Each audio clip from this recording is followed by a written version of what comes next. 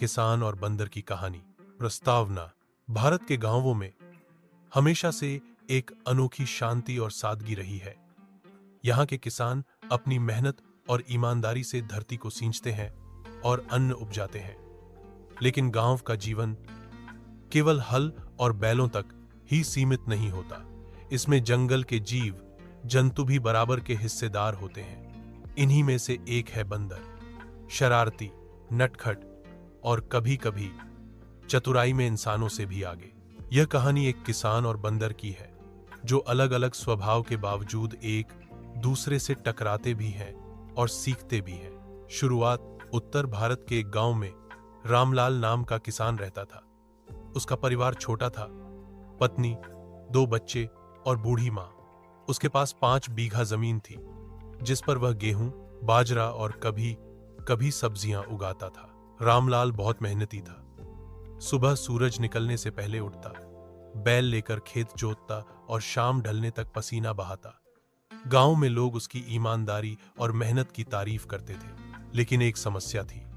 उसके खेत के पास एक बड़ा जंगल था। उस जंगल में दर्जनों बंदर रहते थे। जब भी फसल पकने लगती, बंदरों का झुंड आकर खेतों में धावा बोल देता। कभी कच्ची भुट्टियां नोच ले जाते, कभी टमाटर तोड़कर इधर उधर फेंक देते। सबसे बुरी बात यह थी कि वे केवल खाते ही नहीं थे, बल्कि खेल खेल में आधा खेत बर्बाद कर देते। बंदरों का आतंक। एक दिन रामलाल के खेत में मक्का की फसल लहलहा रही थी। बालियां दूध से भरी हुई थीं। किसान बहुत खुश था। सोच रहा था कि इस बार अच्छी कमाई होगी। लेकिन तभी बंदरों का दल आ पहुंचा। वे खेत में कूद फांद करने लगे। कुछ बंदर भुट्टियां तोड़कर खाने लगे तो कुछ बस यूं ही तोड़कर फेंकते रहे। रामलाल दौड़ता हुआ आया और लाठी घुमाने लगा। कुछ बंदर पेड़ों पर चढ़ गए, कुछ दूर भाग गए। लेकिन जैसे ही वह दूसरी ओर गया, वे फिर लौट आते। यह रोज का खेल बन गया। पत्नी ने कहा, इतनी मेहनत से फसल उगाते हो और ये बंदर सब बर्बाद कर देते हैं। कुछ उपाय सोचो। रामलाल बोला, क्या करूं? लाठी से डरते नहीं। खेत में बैठा भी रहूं तो जैसे ही घर लौटूं, ये फिर आ जाते हैं। एक शरारती बंदर। उन बंदरों में एक खास बंदर था जिसका नाम गांव वालों ने चतुरू रख दिया था। बाकी बंदर तो बस तोड़ फोड़ करते, पर चतुरू बहुत होशियार था। वह किसान की हर हरकत पर नजर रखता और फिर चाल चलता। कभी वह बैलों को डरा देता, कभी पगडंडी पर बैठकर किसानों की पगड़ी खींच लेता। गांव के बच्चे उससे डरते थे, लेकिन उसकी शरारतें देखकर हौंसी भी आती थी। चतुरू की वजह से रामलाल सबसे ज्यादा परेशान था। जब भी वह लाठी लेकर आता, चतुरू सबसे पहले आवाज करता, क्यों, हूं, और बाकी बंदरों को सतर्क कर देता। उपाय की खोज रामलाल ने सोचा कि अब कोई ठोस उपाय करना होगा। उसने गांव के बुजुर्गों से सलाह ली। किसी ने कहा, पुतला बना दो, बंदर डरेंगे। किसी ने कहा, खेत में कुत्ता बांध दो। किसी ने कहा, ढोल बजाओ, वे भाग जाएंगे। रामलाल ने सब उपाय किए, पर चतुरू और उसका दल फिर भी हार नहीं मानता। पुतले पर वे बैठ जाते, कुत्ते को चिढ़ाते और ढोल बजने पर और भी शोर मचाते। किसान की योजना एक दिन रामलाल ने सोचा, इनसे ताकत से जीतना मुश्किल है, क्यों न चालाकी से काम लिया जाए। उसने घर जाकर गुड़ और आटे से बड़े बड़े लड्डू बनाए। फिर उनमें थोड़ा सा अरंडी का तेल मिला दिया, जिससे खाने के बाद पेट भारी हो जाए। अगली सुबह वह उन लड्डुओं को खेत के बीचों बीच रखाया। बंदरों का लालच। जैसे ही बंदरों का दल आया, उन्हें लड्डुओं की मीठी खुशबू आई। सब लपकर खाने लगे। चतुरू भी पीछे नहीं रहा। उसने सबसे बड़ा लड्डू उठा लिया। लड्डू खाने के बाद सबका पेट भारी हो गया। वे सुस्ताने लगे। कुछ तो खेत में ही लेट गए। रामलाल यह देख छुपकर हंस रहा था। उस दिन उसकी फसल बच गई। लेकिन चतुरू ने मन ही मन ठान लिया, यह किसान हमें धोखा दे रहा है, इसे सबक सिखाना होगा। चतुरू का बदला। अगले दिन चतुरू अकेले आया। वह धीरे धीरे खेत के पास गया और किसान की कुदाल उठा ली, फिर उसे गड्ढे में छिपा दिया। शाम को जब रामलाल कुदाल ढूंढने लगा तो बहुत परेशान हुआ। पत्नी बोली, लगता है तुम्हें बंदरों ने ही सताया है। रामलाल झुंझलाया, अब ये औजार भी चुराने लगे। मुझे ही कोई नई चाल चलनी पड़ेगी। दोस्ती की शुरुआत कुछ दिनों बाद बारिश का मौसम आया। पेड़ों पर फल कम हो गए और बंदरों को खाने को पर्याप्त नहीं मिला। चतुरू भूखा था। वह किसान की झोपड़ी के पास आ गया और वहां रखे पके आमों की ओर देखने लगा। रामलाल ने उसे देखा। पहले तो उसने सोचा कि लाठी से भगा दे, लेकिन फिर उसके मन में दया आ गई। उसने 2 आम उठाकर आगे फेंक दिए। चतुरू ने डरते डरते आम उठाए और पेड़ पर जाकर खा लिए। उस दिन के बाद चतुरू रोज झोपड़ी के पास आने लगा। धीरे धीरे किसान और बंदर के बीच अजीब सी समझदारी बनने लगी। समझौता रामलाल ने एक दिन चतुरू से कहा, देखो, तुम लोग मेरी फसल बर्बाद करते हो तो मुझे नुकसान होता है। अगर भूख लगे तो मैं कुछ अनाज या फल अलग रख दूंगा, लेकिन बदले में तुम बाकी बंदरों को रोकना। क्या मानोगे? चतुरू किसान की आंखों में देखने लगा। शायद उसे इंसान की भाषा पूरी समझ में न आई हो, लेकिन उसका भाव जरूर समझ गया। उस दिन के बाद आश्चर्यजनक बदलाव आया। बंदरों का दल अब किसान के खेत में कम ही आता। जब भी आते, चतुरू उन्हें शोर मचाकर भगा देता। गांव वालों की प्रतिक्रिया, गांव के लोग यह देखकर हैरान थे। वे कहते, अरे, रामलाल का तो बंदर से समझौता हो गया, अब उसके खेत पर कोई नुकसान नहीं। कुछ लोग हंसते भी थे। किसान और बंदर की दोस्ती, ये तो अजीब बात है। लेकिन धीरे धीरे सब मान गए कि किसान की चालाकी और दयालुता ने बड़ा काम किया। कठिन समय, एक साल गांव में अकाल पड़ा। बारिश बहुत कम हुई और फसलें सूख गईं। लोगों के पास खाने को अनाज कम पड़ गया। रामलाल के पास भी मुश्किल हालात थे, लेकिन उसने देखा कि जंगल के जानवरों की हालत और भी बुरी थी। बंदरों के पास न फल थे न जड़ें। एक दिन चतुरू अपनी टोली के साथ उसकी झोपड़ी के पास आया। सब बहुत कमजोर लग रहे थे। रामलाल ने मन कड़ा किया और अपने अनाज का थोड़ा हिस्सा निकाल कर रख दिया। पत्नी ने कहा, घर में ही कमी है, फिर भी बांट रहे हो। रामलाल बोला, भूख तो सबको सताती है। अगर हम बांटेंगे तो भगवान भी हमारी मदद करेगा। बंदरों ने अनाज खाया और उस दिन से वे रामलाल के हणी बन गए। अंतिम परीक्षा। अगले साल अच्छी बारिश हुई और फसल भरपूर आई, लेकिन तभी गांव में कुछ डाकू आ धमके। वे खेतों से अनाज लूट रहे थे और लोगों को डराते थे। रामलाल का घर भी उनकी नजर में आ गया। एक रात वे वहां पहुंचे। परिवार घबराया हुआ था। तभी अचानक जंगल से चतुरू और उसका पूरा दल आया। उन्होंने पेड़ों से कूदकर डाकुओं पर हमला कर दिया। किसी ने उनकी पगड़ी खींची, किसी ने लाठी छीन ली। डाकू डरकर भाग गए। गांव वालों ने यह देखा तो दंग रह गए। वे बोले, आज तो बंदरों ने हमारी रक्षा की। उपसंहार। उस दिन के बाद से गांव में एक कहावत चल पड़ी, दयालुता का फल हमेशा मीठा होता है। रामलाल और चतुरू की दोस्ती मिसाल बन गई। अब किसान खेत में काम करता तो बंदर पेड़ों पर खेलते, लेकिन कभी फसल को नुकसान नहीं पहुंचाते। रामलाल समझ गया था कि जानवरों से लड़ाई करने से कुछ नहीं मिलता, पर अगर उन्हें समझो, दया दिखाओ, तो वे भी इंसान के साथी बन सकते हैं। स्कूल की पिकनिक। सर्दियों की हल्की ठंडी सुबह थी। सूरज की सुनहरी किरणें धीरे धीरे धरती पर उतर रही थी।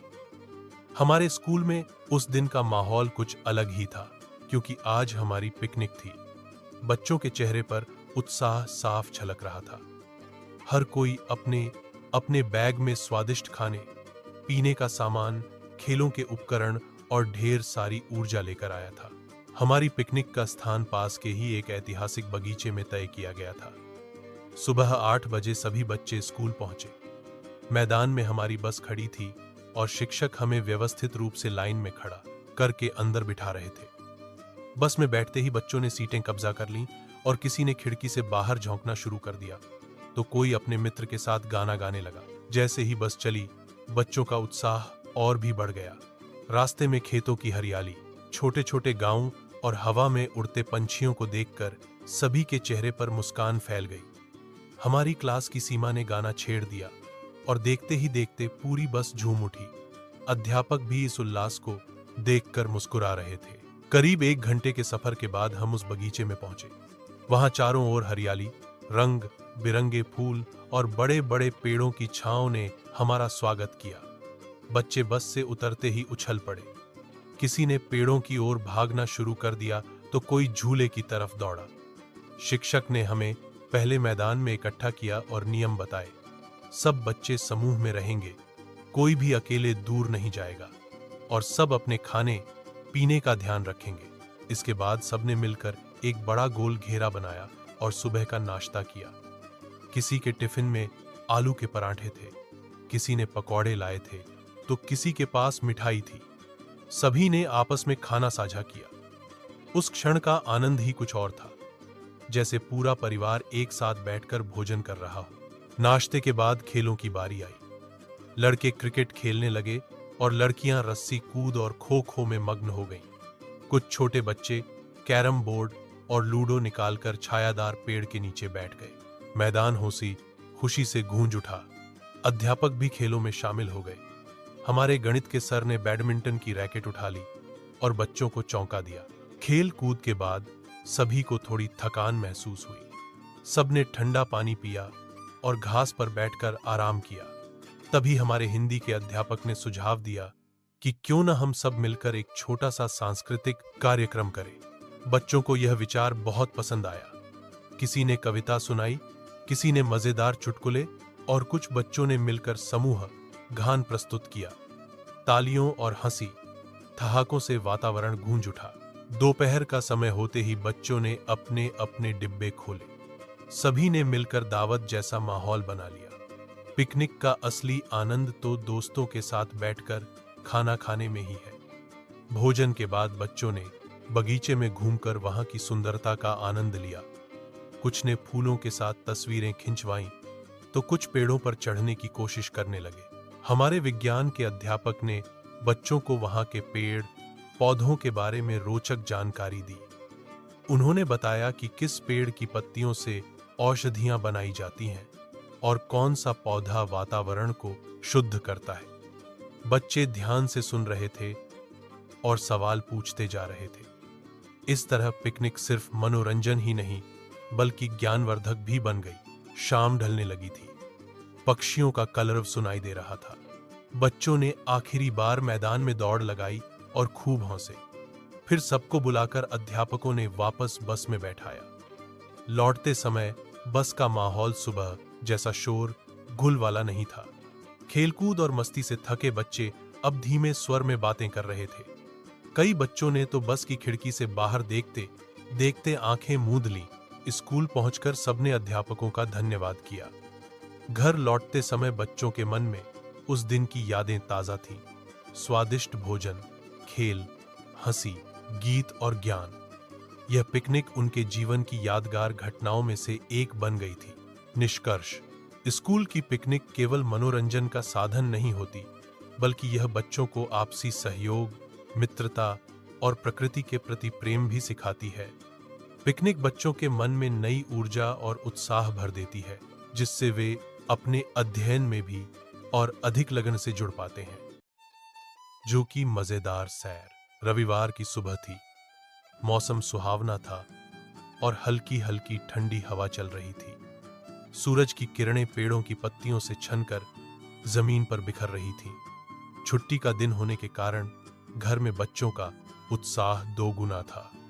रोहन, सिया और आरव तीनों भाई बहन सुबह से ही तैयार होकर बैठ गए थे, क्योंकि आज पापा मम्मी उन्हें शहर के बड़े चिड़ियाघर जू ले जाने वाले थे।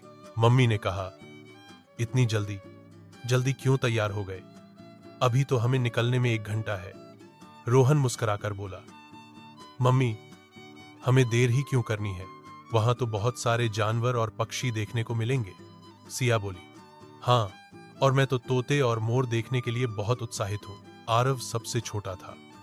उसने मासूमियत से कहा, और मैं शेर से दोस्ती करूंगा। सभी हंस पड़े। कुछ देर बाद पापा ने गाड़ी निकाली और पूरा परिवार जू की ओर निकल पड़ा। रास्ते भर बच्चे गाने गाते और ताली बजाते रहे। शहर की भीड़ से निकलकर जब वे चिड़ियाघर के बड़े गेट पर पहुंचे तो बच्चों की आंखें चमक उठी। वहां बहुत से लोग टिकट लेने के लिए खड़े थे। रंग बिरंगे गुब्बारे, खिलौने और आइसक्रीम बेचने वाले भी गेट के बाहर दिखाई दे रहे थे। पापा ने टिकट खरीदा और सब अंदर चले गए। सबसे पहले उन्हें बड़े तालाब के पास बत्तखें और हंस तैरते हुए दिखे। बत्तखें क्वैक क्वैक की आवाज कर रही थीं और बच्चे हंसते हुए उनके पीछे पीछे दौड़ रहे थे। सिया ने कहा, देखो, ये कितनी प्यारी लग रही हैं। आगे बढ़ते ही वे पक्षियों के सेक्शन में पहुंचे। वहां रंग बिरंगे तोते, मैना, कबूतर और मोर थे। मोर ने अपने पंख फैलाए तो सबकी नजरें उस पर ठहर गईं। उसके नीले हरे पंख सूरज की रोशनी में चमक रहे थे। रोहन ने मोबाइल से फोटो खींची और बोला, ये तो सचमुच किसी इंद्रधनुष जैसा लग रहा है। इसके बाद बच्चे जिराफ वाले पिंजरे की तरफ दौड़े। लंबे लंबे जिराफ अपनी गर्दन पेड़ों की ऊंची डालियों तक ले जाकर पत्तियां खा रहे थे। आरव ने आश्चर्य से कहा, वाह, अगर मैं इतना लंबा होता तो पेड़ की चोटी पर बैठकर आम खा लेता। सब जोर से हंस पड़े। थोड़ा आगे बढ़ते ही हाथियों का बड़ा सा बाड़ा दिखाई दिया। हाथी अपनी सूंड से पानी खींचकर नहाने में व्यस्त थे। एक हाथी ने अपनी सूंड से पानी उछाला जिससे बच्चे भी भीग गए। सिया हंसते हुए बोली, लगता है हाथी हमें भी नहला रहा है। फिर सब शेर के पिंजरे की ओर गए। पिंजरे के अंदर दो बड़े बड़े शेर आराम से बैठे हुए थे। उनमें से एक जोर से दहाड़ा तो आरव डरकर पापा से लिपट गया। पापा ने उसे समझाते हुए कहा, डरने की जरूरत नहीं बेटा, ये पिंजरे में है। लेकिन रोहन मजाक करते हुए बोला, देखना, अगर पिंजरा खुल गया तो शेर तुम्हारा दोस्त बनने आ जाएगा। यह सुनकर आरव और जोर से पापा को पकड़ लिया। इसके बाद उन्होंने बंदरों को देखा। बंदर पेड़ों पर उछल कूद कर रहे थे। कोई केले खा रहा था, कोई रस्सी पर झूल रहा था और कोई बच्चों की नकल उतार रहा था। एक बंदर ने तो सिया की पानी की बोतल छीनने की कोशिश की, लेकिन गार्ड ने उसे तुरंत भगा दिया। बच्चे हंसी से लौटपोट हो गए। जू के बीचों बीच एक सुंदर बगीचा था। वहां तरह तरह के फूल खिले हुए थे और बच्चों के लिए झूले लगे थे। सबने थोड़ी देर वहां खेलकर आराम किया और मम्मी के हाथ के बने पराठे और आलू की सब्जी खाई। आइसक्रीम भी खरीदी गई। ठंडी ठंडी आइसक्रीम खाते हुए बच्चों ने कहा, यह तो सबसे मजेदार पिकनिक है। खाना खाने के बाद वे सांपों और मगरमच्छों वाले हिस्से में गए। कांच के बड़े बड़े डिब्बों में अलग अलग रंग और आकार के सांप थे। कोई लिपटा हुआ था, कोई धीरे धीरे रेंग रहा था। मगरमच्छ तालाब के किनारे सुस्त पड़े थे। सिया ने धीरे से कहा, ये तो डरावने लग रहे हैं। रोहन बोला, लेकिन इनको देखना भी तो मजेदार है। शाम तक उन्होंने पूरे जू का चक्कर लगाया। उन्होंने जेब्रा, ऊंट, रीछ और कंगारू भी देखे। हर जानवर और पक्षी ने बच्चों को कुछ नया सिखाया। कोई ताकतवर था, कोई सुंदर, कोई फुर्तीला और कोई शांत।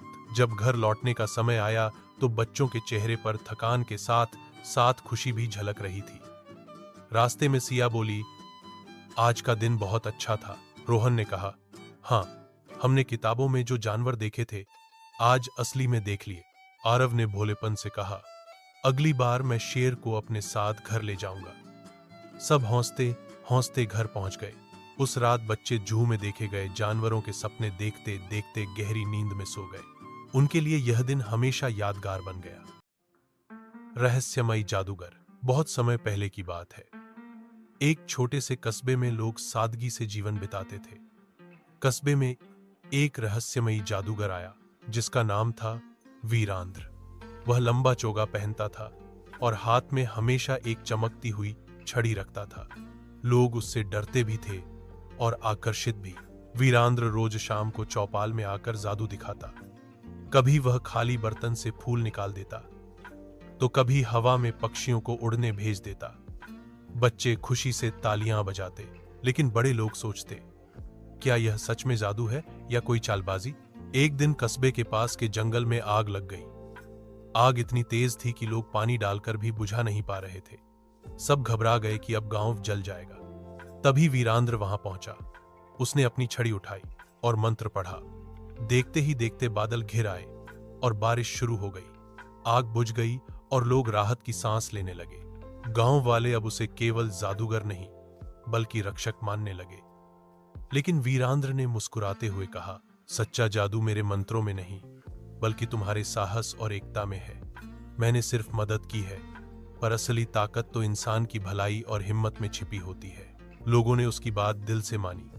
वे अब समझ गए कि चमत्कार पर भरोसा करने से ज्यादा जरूरी है मेहनत और एक दूसरे का साथ। वीरांद्र कुछ दिन और कस्बे में रहा और फिर एक रात चुपचाप चला गया।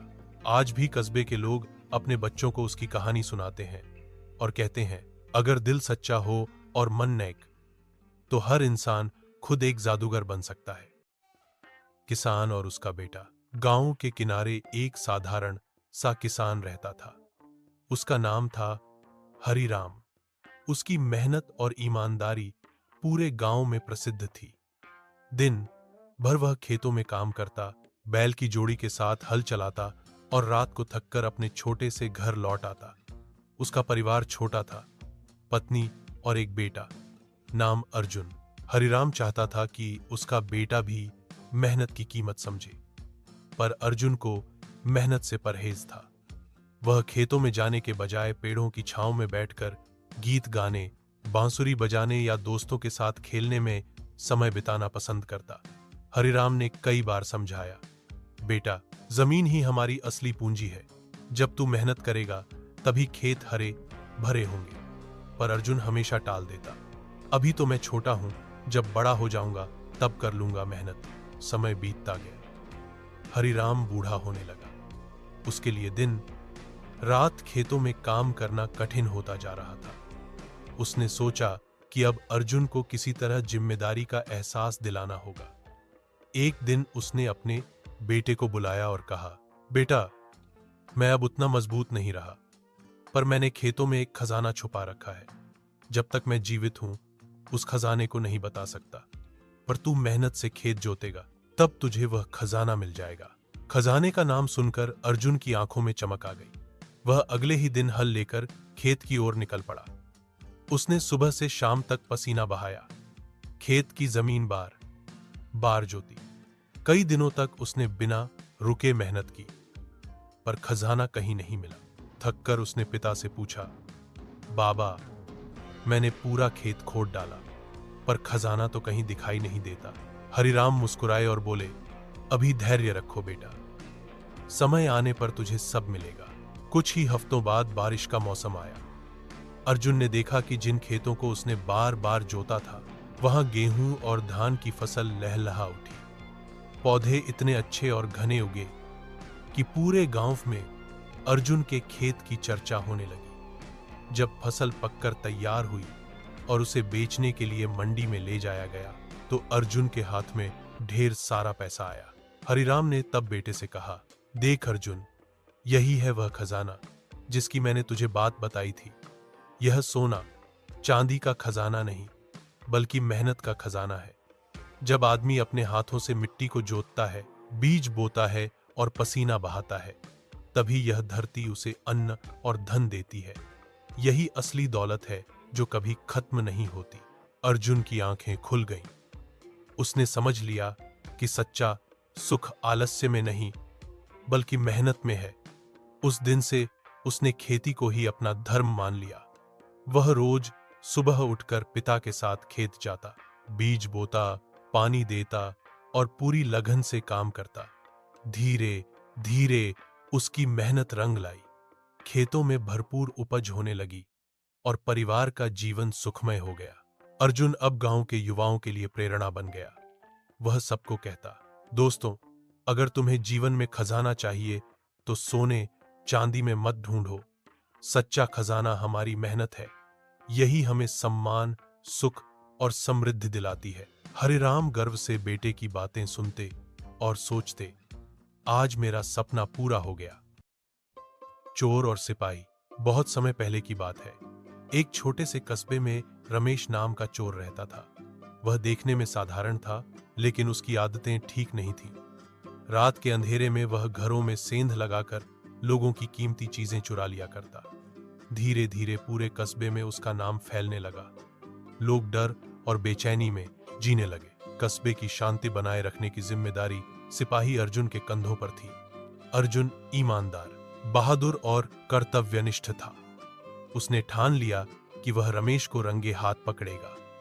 कई रातों तक अर्जुन ने गांव के कोनों और गलियों की निगरानी की, लेकिन चोर बहुत चालाक था। हर बार किसी न किसी तरह बच निकलता। एक दिन अर्जुन ने चाल चली। उसने अफवाह फैलाई कि सेठ के घर में बहुत सारा सोना और नकदी रखी है। यह सुनकर रमेश के मन में लालच आ गया। रात होते ही वह सेठ के घर पहुंचा और दीवार फांदने लगा। पर जैसे ही उसने ताला तोड़ा, सिपाही अर्जुन अपने 2 साथियों के साथ बाहर निकल आया। रमेश हक्का बक्का रह गया। वह भागने की कोशिश करने लगा, लेकिन अर्जुन ने उसे पकड़ लिया। पकड़े जाने के बाद रमेश के चेहरे पर पछतावे के भाव थे। अदालत में उसने स्वीकार किया कि वह लालच में आकर गलत रास्ते पर चल पड़ा। न्यायाधीश ने उसे कुछ वर्षों की सजा सुनाई। जेल में रमेश को परिश्रम करने का अवसर मिला। उसने कसम खाई कि अब कभी चोरी नहीं करेगा। सजा पूरी करने के बाद जब रमेश जेल से बाहर आया तो अर्जुन उससे मिला। अर्जुन ने कहा, गलती इंसान से होती है, पर इंसानियत इसी में है कि हम अपनी गलती सुधारें। यह सुनकर रमेश की आंखों में आंसू आ गए। उसने ईमानदारी से काम करना शुरू किया और धीरे धीरे लोगों का विश्वास जीत लिया। इस कहानी से हमें यही शिक्षा मिलती है कि लालच बुरी बला है। अपराध का रास्ता भले ही आसान लगे, लेकिन अंत में वह विनाश की ओर ही ले जाता है। सच्चाई और मेहनत से जीने वाला इंसान ही समाज में सम्मान पाता है। गुरु का सबक। एक छोटे से कस्बे में एक माध्यमिक विद्यालय था। वहां रमेश नाम का विद्यार्थी पढ़ता था।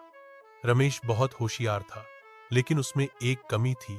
वह हमेशा जल्दी सफल होना चाहता था और मेहनत से बचता था। उसका मानना था कि पढ़ाई में शॉर्टकट ढूंढना ही समझदारी है। विद्यालय में एक वरिष्ठ शिक्षक थे, शुक्ला सर। वे बहुत सख्त, लेकिन दिल से अपने विद्यार्थियों के शुभचिंतक थे। एक दिन उन्होंने रमेश को परीक्षा की तैयारी करते हुए देखा। रमेश नोट्स के छोटे छोटे टुकड़े लिखकर उन्हें रट रहा था। सर मुस्कुराए और बोले, रमेश, क्या तुम सच में सोचते हो कि ऐसे सफल हो जाओगे? रमेश आत्मविश्वास से बोला, जी सर, अगर उत्तर याद हो गए तो अच्छे अंक आ ही जाएंगे। शुक्ला सर ने कुछ देर सोचा और फिर उसे विद्यालय के बगीचे में ले गए। वहां एक नीम का पौधा लगाया गया था। उन्होंने रमेश से कहा, इस पौधे को अभी फल चाहिए। तुम तो जल्दी चाहते हो, तो क्यों न इसे खींचकर बड़ा कर दें? रमेश हंस पड़ा, सर, यह कैसे संभव है? पौधा अपनी गति से ही बढ़ेगा। सर ने गंभीर स्वर में कहा, बिल्कुल सही। जिस तरह पौधे को धूप, पानी और समय चाहिए, उसी तरह ज्ञान को मेहनत, धैर्य और अभ्यास चाहिए। अगर शॉर्टकट अपनाओगे तो यह पौधा टूट जाएगा और तुम्हारा ज्ञान भी अधूरा रह जाएगा। रमेश पहली बार समझ गया कि उसकी सोच गलत थी। उसने सर से क्षमा मांगी और वादा किया कि अब वह मेहनत से पढ़ेगा। समय बीता।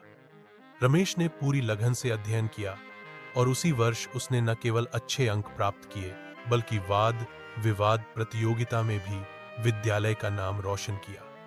पुरस्कार पाकर जब वह सर के पास पहुंचा तो उसकी आंखों में आंसू थे। सर, यह जीत मेरी नहीं, आपकी है। आपने मुझे असली शिक्षा दी है। शुक्ला सर ने मुस्कुराते हुए कहा, याद रखो रमेश, गुरु केवल रास्ता दिखाता है, मंजिल तक पहुंचने का श्रेय हमेशा विद्यार्थी को ही जाता है। मछली और मगरमच्छ। बहुत समय पहले की बात है। एक बड़ा सा तालाब था जिसमें तरह तरह की मछलियां रहती थीं। उसी तालाब के किनारे एक ताकतवर मगरमच्छ भी रहता था। मगरमच्छ तालाब का सबसे शक्तिशाली जीव माना जाता था, इसलिए सभी उससे डरते थे। एक दिन मगरमच्छ बहुत भूखा था। उसने सोचा, आज मैं तालाब की किसी मछली को पकड़कर खा लूंगा। वह धीरे धीरे पानी में उतरा और मछलियों की ओर बढ़ने लगा। मछलियां मगरमच्छ को देखकर डर गईं और इधर उधर भागने लगीं। मगरमच्छ ने झपट्टा मारा, लेकिन कोई भी मछली उसके हाथ नहीं लगी। उसी तालाब में एक छोटी सी मछली भी रहती थी। वह बहुत चतुर थी। उसने देखा कि मगरमच्छ लगातार कोशिश कर रहा है, लेकिन मछलियां बच निकल रही हैं। मछली ने हिम्मत करके मगरमच्छ से कहा, हे मगरमच्छ जी, आप इतनी ताकतवर होते हुए भी हमें क्यों नहीं पकड़ पा रहे? मगरमच्छ बोला, छोटी मछली, आज नहीं तो कल मैं तुम्हें सबको पकड़ ही लूंगा। ताकत के सामने कोई टिक नहीं सकता। मछली मुस्कुराई और बोली, लेकिन ताकत से ज्यादा जरूरी है समझदारी। अगर आपको सच में हमें पकड़ना है तो धैर्य और बुद्धि का प्रयोग कीजिए। मगरमच्छ ने सोचा कि शायद मछली सही कह रही है। उसने अगले दिन एक योजना बनाई। मगरमच्छ तालाब के बीचों बीच जाकर बिल्कुल स्थिर लेट गया, जैसे वह पत्थर हो। धीरे धीरे मछलियां समझीं कि वह सो रहा है या मर चुका है। डर हटते ही वे उसके पास तैरने लगी। जैसे ही मछलियां पास आईं, मगरमच्छ ने अचानक अपना मुंह खोला और कुछ मछलियों को पकड़ लिया। लेकिन वही चतुर छोटी मछली इस चाल को समझ गई थी। उसने बाकी मछलियों को चेतावनी दी, सावधान, मगरमच्छ हमें धोखा दे रहा है, दूर रहो। बाकी मछलियां तुरंत भाग गईं और बच गईं। मगरमच्छ ने कुछ मछलियां तो खा लीं, लेकिन बाकी सब उससे हमेशा सावधान रहने लगी। सिंह और बकरी। बहुत समय पहले की बात है। एक घने जंगल में एक सिंह रहता था। वह जंगल का राजा था और सभी जानवर उससे डरते थे। पास ही पहाड़ी पर एक बकरी रहती थी। बकरी छोटी और कमजोर थी, लेकिन बहुत चतुर और निडर थी। एक दिन सिंह को भूख लगी। वह भोजन की तलाश में पहाड़ी की ओर गया। वहां उसने बकरी को हरी हरी घास खाते हुए देखा। सिंह ने सोचा, यह तो आसान शिकार है। वह गरजते हुए बोला, बकरी, मैं तुझे अभी खा जाऊंगा। बकरी ने शांत रहकर उत्तर दिया, हे जंगल के राजा, आप मुझे खा सकते हैं, लेकिन अभी मत खाइए। देखिए, मैं यह हरी घास खा रही हूं। यदि आपने अभी मुझे खा लिया तो मेरा मांस स्वादिष्ट नहीं लगेगा। थोड़ी देर रुक जाइए, जब मैं पेट भरकर मोटी हो जाऊंगी, तब आप मुझे खा लेना। सिंह को बकरी की बात में लालच दिखाई दिया। उसने सोचा, ठीक कहती है, कुछ दिन बाद यह मोटी होकर और स्वादिष्ट लगेगी। इस सोच से सिंह वहां से चला गया, लेकिन बकरी चालाक थी। जैसे ही सिंह वहां से गया, बकरी ने मौका पाकर जंगल की दूसरी ओर भागकर सुरक्षित जगह पर अपना नया घर बना लिया। जब सिंह कुछ दिनों बाद लौटा तो बकरी कहीं दिखाई नहीं दी। वह समझ गया कि बकरी ने उसे अपने बुद्धि से धोखा दे दिया। सीख, बुद्धि और धैर्य से बड़ा संकट टाला जा सकता है। एक शांत गांव खुलता है जो दिन की गर्मी में नहाया हुआ है। मोती, एक चंचल कुत्ता, गति में फूट पड़ता है। उसकी ऊर्जा संक्रामक है। वह इधर उधर दौड़ता है और बुनाई करता है। फर और असीम खुशी का बवंडर। बच्चे हंसी में फूट पड़ते हैं। उनकी आंखें मोती की बेरोकटो खुशी को दर्शाती हैं। उनकी हंसी गूंजती है, शुद्ध, निर्दोष, आनंद की एक सिम्फनी। गांव का चौक उनकी साझा खुशी के लिए एक मंच में बदल जाता है। गांव के चौक के हृदय में गौरी खुले आसमान के नीचे शांति से खड़ी है। ग्रामीण उसके चारों ओर इकट्ठा होते हैं।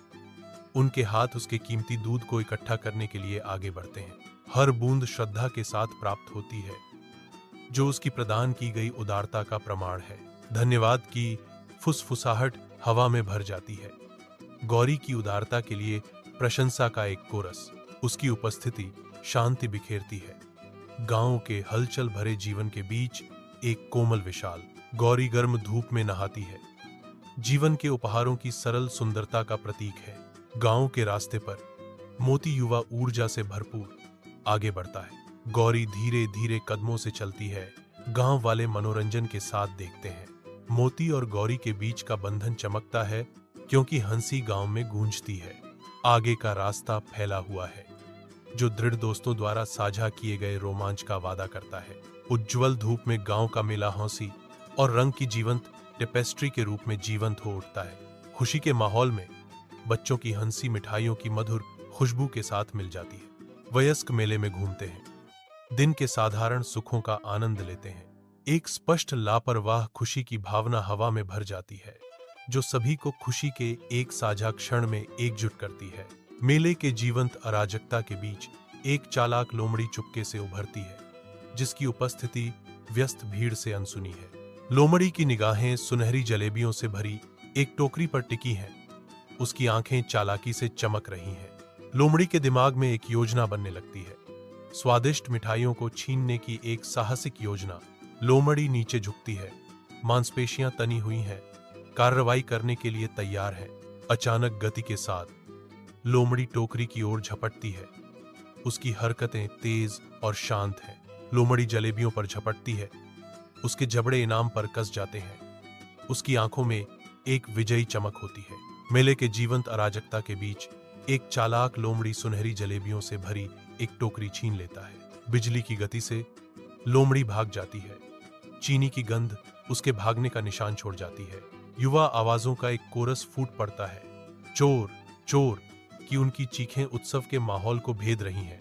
गुस्से और पीछा करने के रोमांच से एकजुट बच्चे मिठाई छीनने वाले बदमाश का पीछा करते हुए आगे बढ़ते हैं। लोमड़ी पीछे मुड़कर देखती है। उसकी आंखें शरारत से चमक रही हैं, क्योंकि वह चुराए गए खजाने पर अपनी पकड़ मजबूत करती है। यह पीछा तेज होता है। एक व्यस्त मेले की पृष्ठभूमि में दृढ़ संकल्प और चालाकी का एक अराजक बैले सामने आता है। एक हलचल भरे गांव की सड़क पर बच्चों की हंसी की दूर की आवाज हवा में तैरती है। मोती, चौकस और उत्तरदाई अचानक आवाज पर चौकन्ना हो जाता है। उसके कान फड़फड़ते हैं। अपनी सहज प्रवृत्ति से प्रेरित होकर मोती धूल भरी राह पर दौड़ना शुरू कर देता है। उसकी आंखों में एक दृढ़ चमक। जैसे जैसे मोती गति पकड़ता है, पीछा तेज हो जाता है। उसका रूप देहाती पृष्ठभूमि के खिलाफ गति का धुंधलापन है। मोती बच्चों की आवाजों की जबरदस्त पुकार से प्रेरित होकर दूर तक गायब हो जाता है। गौरी परिचित गांव के रास्ते पर टहलती है। सूरज पेड़ों से होकर गुजरता है। अचानक हलचल। एक लोमड़ी उसके रास्ते से गुजरती है, जो एक शगुन बन रहा है।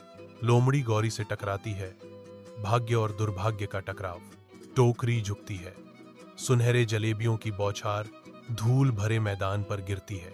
मिठास और आशा हर गिरी जलेबी के साथ बिखर जाती है। गौरी बिखरी हुई मिठाइयों को घूरती है। उसके चेहरे पर सदमे और निराशा का मिश्रण अंकित है। गांव के दिल में मोती की जोरदार भौंकने से शांति भंग हो गई। घबराए हुए शोर से सचेत होकर ग्रामीण उस उपद्रव की ओर दौड़ पड़े। ग्रामीणों का जमावड़ा होता है।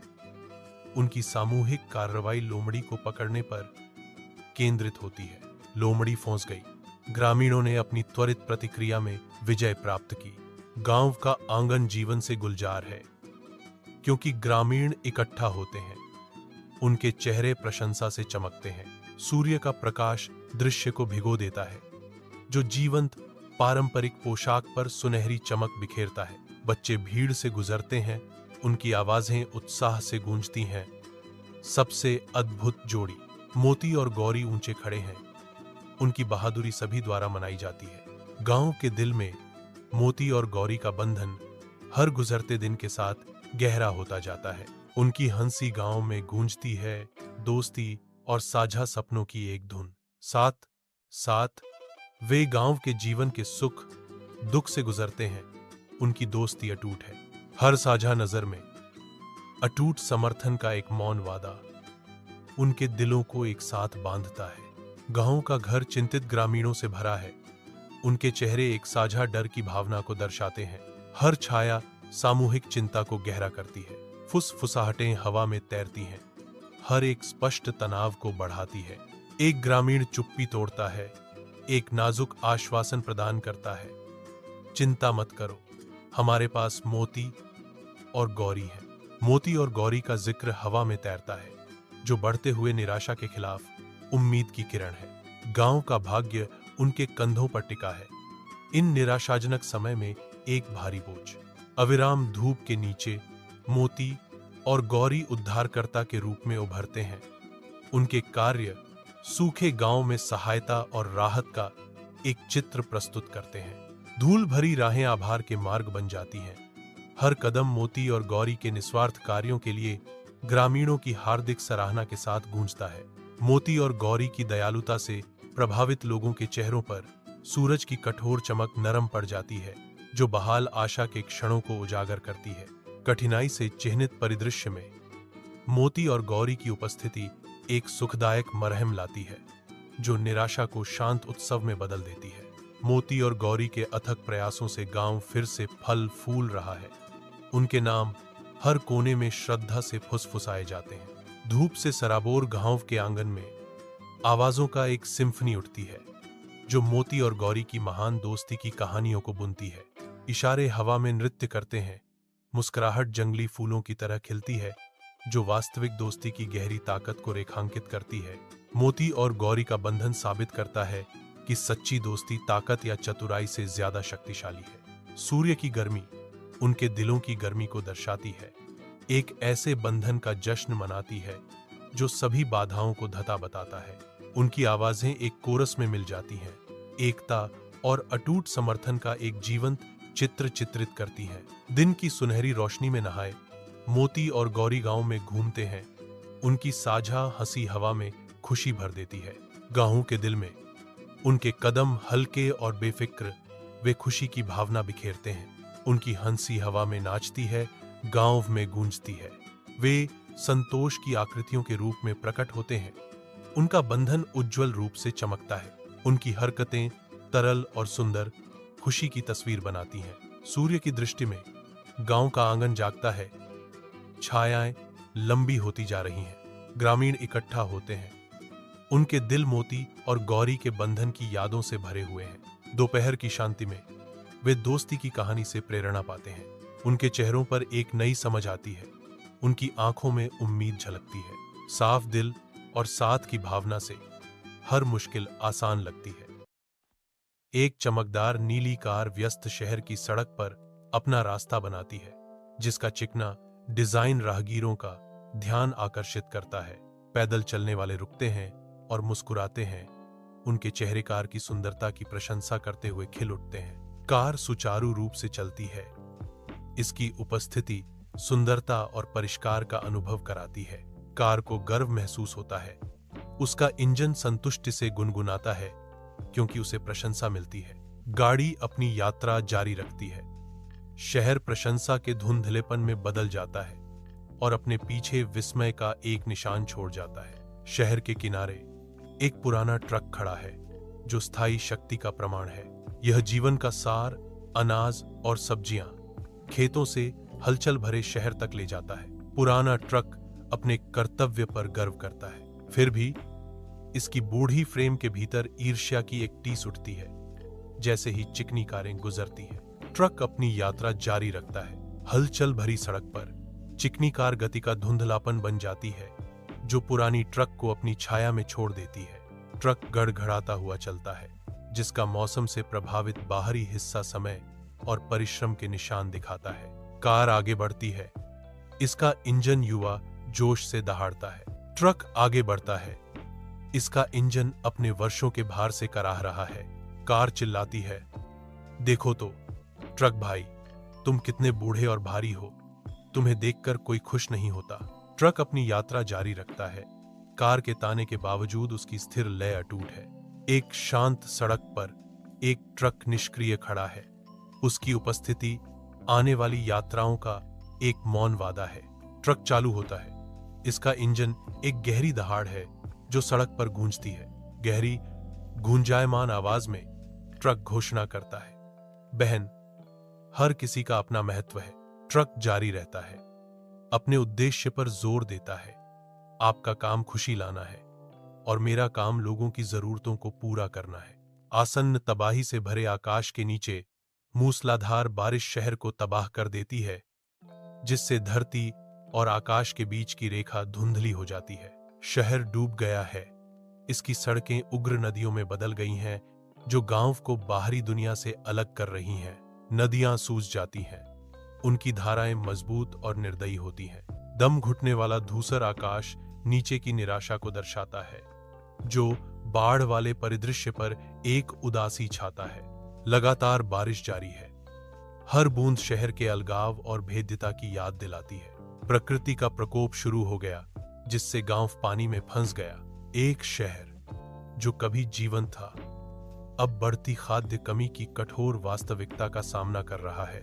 चिंताग्रस्त निवासियों की मदद के लिए तलाश जारी है। अराजकता के बीच बढ़ती बेचैनी की भावना हवा में व्याप्त है। सड़कें, जो आमतौर पर जीवन से गुलजार रहती हैं, अब चिंता और अनिश्चितता से गूंज रही हैं। मदद के लिए एक हताश गुहार वातावरण में भारी है। संकट गहराने के साथ समुदाय का लचीलापन परखा जाता है। एक कीचड़ वाली सड़क पर प्रशासन आदेश देता है। उनकी आवाजें भारी वातावरण के खिलाफ तेज हैं। ट्रक आपूर्ति से लदे हैं। उनकी सिलहूट धुंधले आकाश के खिलाफ स्पष्ट है। कार जैसे वाहन निराशाजनक रूप से संघर्ष करते हैं। टायर घूमते हैं, लगातार कीचड़ में और धंसते जाते हैं। अनाज और सब्जियों से लदे ट्रक आगे बढ़ते हैं। उनके इंजन अवज्ञा की गर्जना करते हैं। जरूरी सामान सुरक्षित हैं क्योंकि ट्रक दूर के शहर की ओर बढ़ रहे हैं, जो आशा की किरण है। शहर के बाहरी इलाके में ट्रकों के आने से थके हुए चेहरों पर राहत छा जाती है। उनकी राहत की सामूहिक आह उनके होंठों से निकलती है, जो आभार की जय जयकार में बदल जाती है। भीड़ आगे बढ़ती है क्योंकि हवा नई उम्मीद से गूंजती है। खुशी के आंसू झुर्रियों वाले गालों पर बहते हैं, जो शहर के लचीलेपन को दर्शाते हैं। ट्रक चालकों को नायकों के रूप में सराहा जाता है। उनका आगमन प्रकाश की किरण है। शहर के दिलों में आभार खिलता है, जो साझा मानवता का प्रमाण है। एक अकेली कार सड़क पर चुपचाप खड़ी है, जिसकी धातुई खोल धूप में चमक रही है। आत्मनिरीक्षण के एक क्षण में कार सोचती है, अगर मैं इतनी सुंदर हूं तो मैं किसी की मदद क्यों नहीं कर सकती। कार सड़क पर स्थिर है। कार अभी भी है। इसकी क्रोम ट्रिम चमक रही है। एक चमकदार कार सड़क पर दौड़ती है, जिसकी पॉलिश की हुई सतह सूरज की रोशनी में चमक रही है। कार एक बड़े ट्रक के पास आती है, जिसका धातुई रंग दिन की रोशनी को दर्शाता है। ऐसा लगता है कि कार माफी मांग रही है। उसकी हेडलाइट्स नरम पड़ रही हैं। कार दर्शाती है, भाई, अब मैं समझ गया हूं कि हर किसी की अपनी उपयोगिता होती है। ट्रक अपनी यात्रा जारी रखता है। इसका आकार और शक्ति इसके उद्देश्य का प्रमाण है। सूर्य की निर्दयी दृष्टि के नीचे एक कार सड़क के किनारे खड़ी है, जिसकी सतह एक गहने की तरह चमक रही है। कार का चिकना धातुई बाहरी हिस्सा चमकता है, जो इसकी सतही सुंदरता का मौन घमंड है। मैं अपनी सुंदरता के बारे में डींगे मार रहा था, जबकि असली मूल्य कठिन समय में सामने आता है। कार फुसफुसाती हुई प्रतीत होती है। उसकी आवाज सूक्ष्म विडंबना के साथ गूंजती है। कार के शब्द एक गहरी सच्चाई का संकेत देते हैं, क्योंकि यह दूसरों के जीवन में अपनी महत्वपूर्ण भूमिका को स्वीकार करता है। तुम्हारे बिना लोग भूखे मरेंगे, कार निष्कर्ष निकालती है। उसका कथन अपने उद्देश्य की विनम्र स्वीकृति के साथ गूंजता है। धूप से भरी सड़क पर एक ट्रक एक कोमल जानकार मुस्कान बिखेरता है। ट्रक की मुस्कान गहरी हो जाती है, क्योंकि वह सांत्वना के शब्द प्रदान करता है। कोई बात नहीं बहन, अब तुम सच समझ गई हो।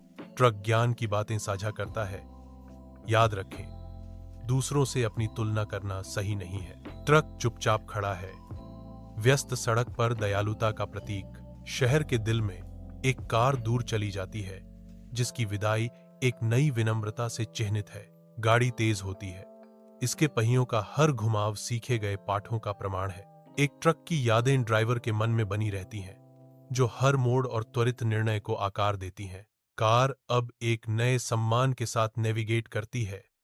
इसका अहंकार सावधानीपूर्ण जागरूकता से बदल गया है। एक हलचल भरे महानगर में एक कार और एक ट्रक एक असाधारण दोस्ती शुरू करते हैं।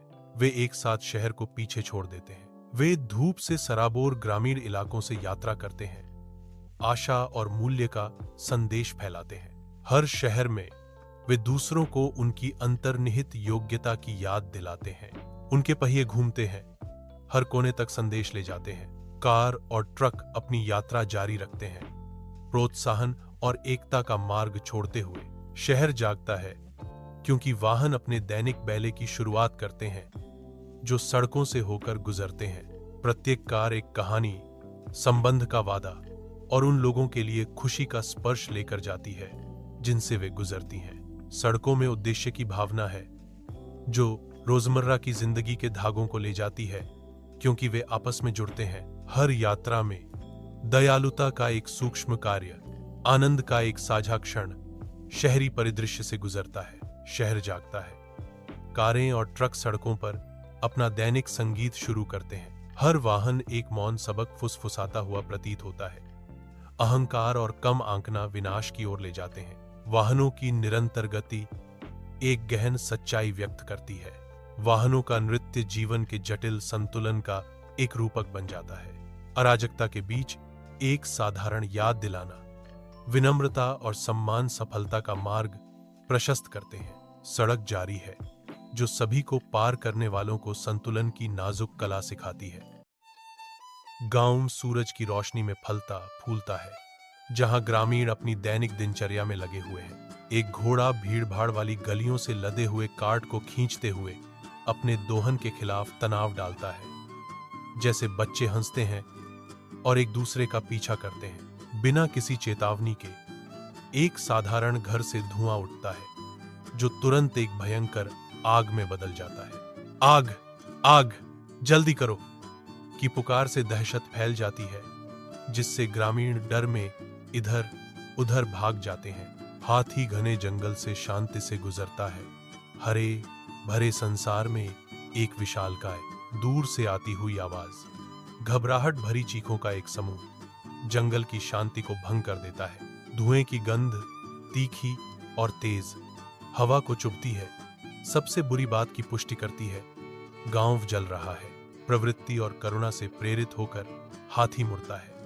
उसका विशाल शरीर एक हताश दौड़ के लिए गति पकड़ता है। गरजते हुए कदमों के साथ हाथी आग की ओर दौड़ता है, जो बढ़ती लपटों के खिलाफ आशा की किरण है। गांव धधक रहा है, एक भयंकर आग से घिरा हुआ है, जबकि बेबस ग्रामीण देखते हैं। अराजकता के बीच एक घोड़ा आग से होकर गुजरता है, बच्चों और बुजुर्गों को सुरक्षित स्थान पर ले जाता है। एक हाथी पास के तालाब पर आता है, जिसका विशाल आकार आग की पृष्ठभूमि के खिलाफ छाया हुआ है। हाथी पानी की बौछार छोड़ता है, निर्धारित बल से ज्वालाओं से लड़ता है। आग बुझने के बाद गांव ने फिर से सांस ली। राहत गांव वालों के चेहरों पर छा गई। ग्रामीणों ने हाथी और घोड़े, अपने घर के रक्षकों का सम्मान करते हुए जयकारे लगाए। मुखिया घोषणा करता है, आज हमने देखा है कि एकता में शक्ति है। हाथी और घोड़े ने मिलकर हमारी जान बचाई। हाथी और घोड़े एक दूसरे को जानते हुए देखते हैं। दोस्ती का एक मौन वादा। उस दिन से आगे उनका बंधन गहरा होता है, जो उनके साहस और दोस्ती का प्रमाण है। गांव सूरज की रोशनी में फलता फूलता है, जहां ग्रामीण अपनी दैनिक दिनचर्या में लगे हुए हैं। एक घोड़ा भीड़भाड़ वाली गलियों से लदे हुए कार्ट को खींचते हुए अपने दोहन के खिलाफ तनाव डालता है। जैसे बच्चे हंसते हैं और एक दूसरे का पीछा करते हैं। बिना किसी चेतावनी के एक साधारण घर से धुआं उठता है, जो तुरंत एक भयंकर आग में बदल जाता है।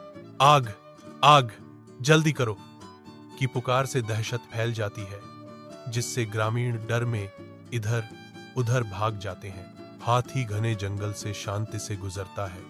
हरे भरे संसार में एक विशालकाय, दूर से आती हुई आवाज, घबराहट भरी चीखों का एक समूह जंगल की शांति को भंग कर देता है। धुएं की गंध तीखी और तेज हवा को चुभती है, सबसे बुरी बात की पुष्टि करती है। गांव जल रहा है। प्रवृत्ति और करुणा से प्रेरित होकर हाथी मुड़ता है।